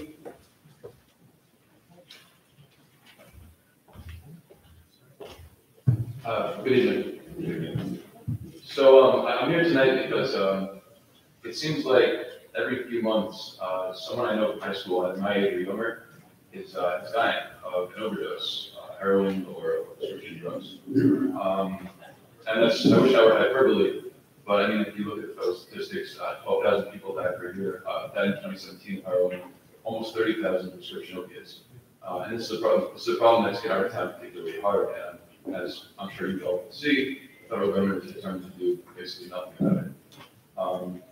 So it's my understanding that we used to have a program here at the hospital called FEX, where addicts can get access to buprenorphine and methadone, drugs that alleviate the effects of withdrawal symptoms. So I'm here to propose that we make an effort to bring that program back, and not only that one, but New York City is also considering a program where they open places where addicts can safely consume their drugs, get access to treatment if they ask for it, and perhaps even have the drugs tested for things like fentanyl or college overdoses. These are useful harm reduction strategies. The last one I mentioned doesn't have a whole lot of statistical evidence yet because it hasn't been tried very much, but I think it's something the right path and something we need to consider. It seems a wasted opportunity to not have programs like the ones I mentioned, and also clinical exchange programs. So I don't know exactly how you would on things like that. I'm going to have to push Governor Cuomo or perhaps Nixon. But you make a very good point. As a graduate of Long Beach High School myself, I've seen way too many people pass away at a very early age, both globally and around here. Unfortunately, opiate treatment is something that the city council is preempted by the state with. The state heavily regulates opiate treatment centers, and the city council has no authority to legally regulate opiate treatment. But I agree that it is a great problem. Well, if I can just add, maybe you want to let some of your friends and family know, the city is doing Narcan training as part of the Preparedness Month. So there's an opportunity to register. I think Brian can tell you the exact link. But it's taking place, I think it's the second weekend in September. Yeah, September There's 17th. a training of the register for it, but we'll have questions available for that as well. So I would encourage you and your friends, if you haven't already, to become trained. I think it's really important. It's something that I advocated for, as well as some of the other members of the council. And if there's a response for it, then I would like to see it continue. I agree that we need to do a number of different things in order to address this issue. I mean, that's great, and I really appreciate you guys doing that. And I will probably attend that even though I'm sure I've seen one of those. But I just think that we need to, I know I get that our hands are tied, but we need to maybe talk to the governor's office and see if there's anything they can help us with, because I think we need to act quickly on this. Every minute we wait is just a chance that someone else can die, someone else we grew up with, someone in their 20s, in their teens, and it's just becoming excessive. And I just want to open dialogue. I want us to start talking about it as a community and really seriously working on something. So thank you very much. Well, just so you're aware, every police officer, every first responder, EMS, and fire department, and every lifeguard has been trained in Narcan. So we do push the training out as often as possible. We have made, I believe, well over 100 saves so far. And I encourage everyone to go to this training because you can do no harm. If you use Narcan on someone that's not under the influence of an opioid, it doesn't hurt them at all. It's just an opioid blocker, a receptor blocker. So there's no liability to it, and you never know where you're going to come across someone that has overdose. That's great, and again, I appreciate it. I just feel we need to move towards more less testing strategies that are being considered, that are being discussed by other cities. I think there's more we can do. I think appreciate what you might be getting at is preventative. Exactly. So we're partnering with LICAT. I would encourage you to come to bring any of your friends. They're a great organization. It's the Long Island Council on Alcohol and Drug Dependency, and if you just come down and you want to talk to them, or anybody that you know to find the right program, you can definitely do that. That's great. Thank you. I still need something in our city. I would encourage you to come down. Ms. Liz Chestnut.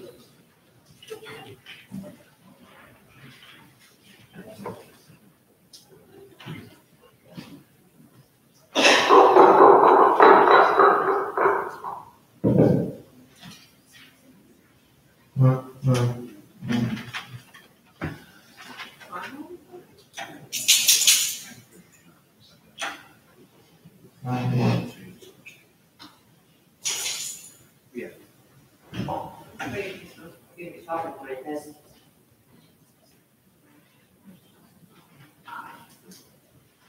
like to thank everyone for their excellent Liz Dresden, Long Beach. I'd like to thank everyone this evening for speaking to each of you and their excellent points that they brought up. The young woman from Pennsylvania Avenue, don't know her name, but we really need to put her on some kind of board that gives you information, because she's very smart. I'm tired, so yes, thanks again for doing this sign up first, go first, that information. I would also like to talk about the email I sent to all of you and to the department head of our PR regarding those archive videos that are now gone. As David mentioned, they are gone and no one seems to be responsible for them. And I don't see why no one is outraged by this. 6 years, someone is sitting there, you know, and they're gone. And no one seems to say that this is okay, that they're just not. And no one is going to look into paying the money to Ustream to get them back. Not even an option. Did you even ask Mr. Tepper?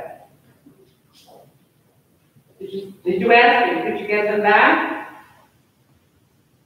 No one asked.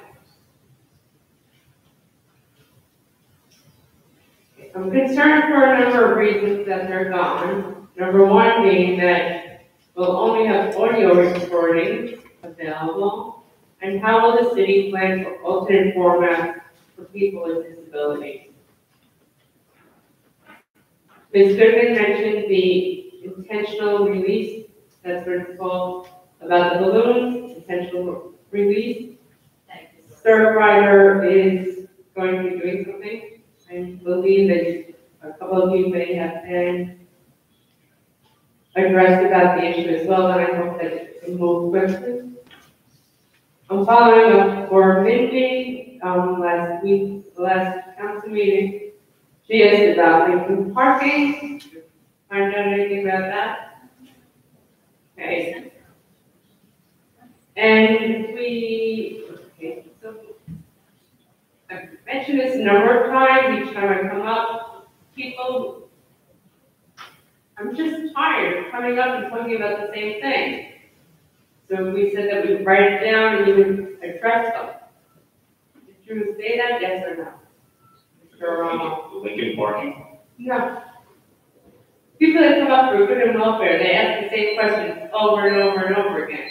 And we would say, we would have a list, and you would answer them in a format. I think we've discussed that with the council. I don't know if we've changed our policy. Was there a discussion? I've had discussions about how we respond and how we answer questions and should we post them, yes. And so the answer would be then you're not going to communicate that with us. We answer the question as best we can and follow up if there's a question. A specific question that we can't answer. So in regard to Lincoln parking, there was a bunch of emails that went around about the Lincoln parking. I'm just going to wait for the commission to come back and look at that and what happens. Does anyone know? I just want to address the other piece. I think the issue is past practice is that there are questions that are asked, and then as past practice, you would ask that someone would take the information down so we could follow up with that individual, right? And from there, that individual was contacted to a member of the city, and that's how the information gets out. I think the issue is it has not been consistent. We can't say that it's not happening because it has been happening. It's just that it has not been consistent. So I think we need to work on the consistency in terms of that. But I do know, as everyone else is nodding here, there were emails, there were communications going back and forth with Mindy. And I don't have that information, we don't have that information in front of us.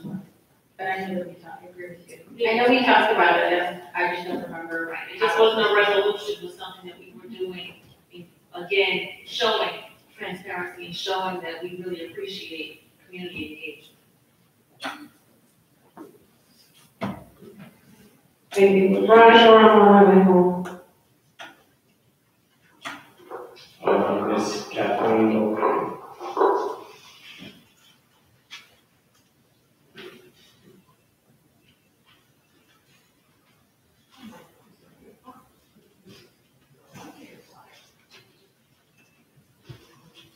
Hi, Captain O'Leary, Long Beach. First I want to start with the, three things I want to speak about. The Army Corps of Engineers. I was concerned about the noise level, and I happened to be on the beach when they were filling the beach next to me with sand, and it was silent, and it was really actually very interesting to watch it happen with the FRAM device and so forth.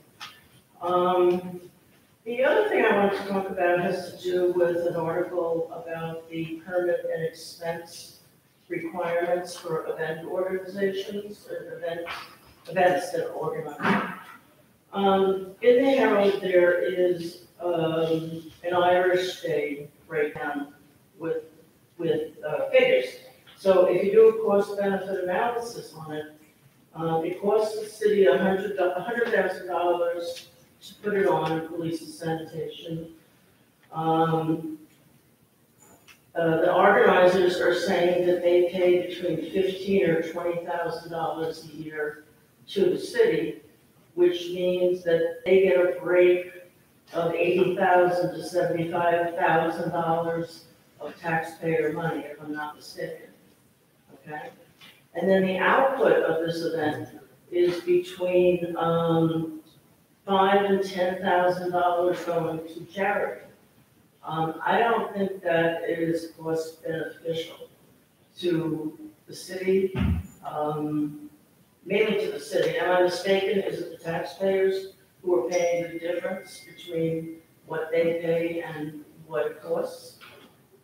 Yes. Okay, that's amazing, okay? Again, I'm a cancer survivor. I know they donate to cancer organizations, a lot of them do, but that's a little bit excessive, if you ask me, okay? And that's just one organization. The last topic is I would like to know how and where are we advertising for the comptroller's position, and has anyone been interviewed for it? Yes, I guess the city manager, or once we find the city manager, would probably hire the comptroller. Why? I don't think they're dependent on each other. They have done some interviews, and, but the city council is not involved with the comptroller search. That's not. Yes, we are setting up ones this week, interview 5 interviews. Okay, so we don't have to, for the Well, city. one of the problems we had when we did find controller, they took the job at first, but then they decided they didn't want it because of the not having a full-time city manager, when they come in and want their own person. Really? You know, I don't see where they're so connected. You know, maybe that person had the luxury to be able to walk away, but there's plenty of qualified people out there. I really feel a lack of a city comptroller. I feel that you've covered both of your jobs well, but the comptroller, there's really no one to ask questions about who's certifying all this money information. And I think it's easier to find a comptroller than it is to find a city manager. Okay, thanks. Can you speak about the making next time the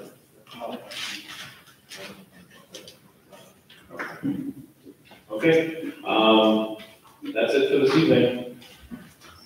Let me home safe.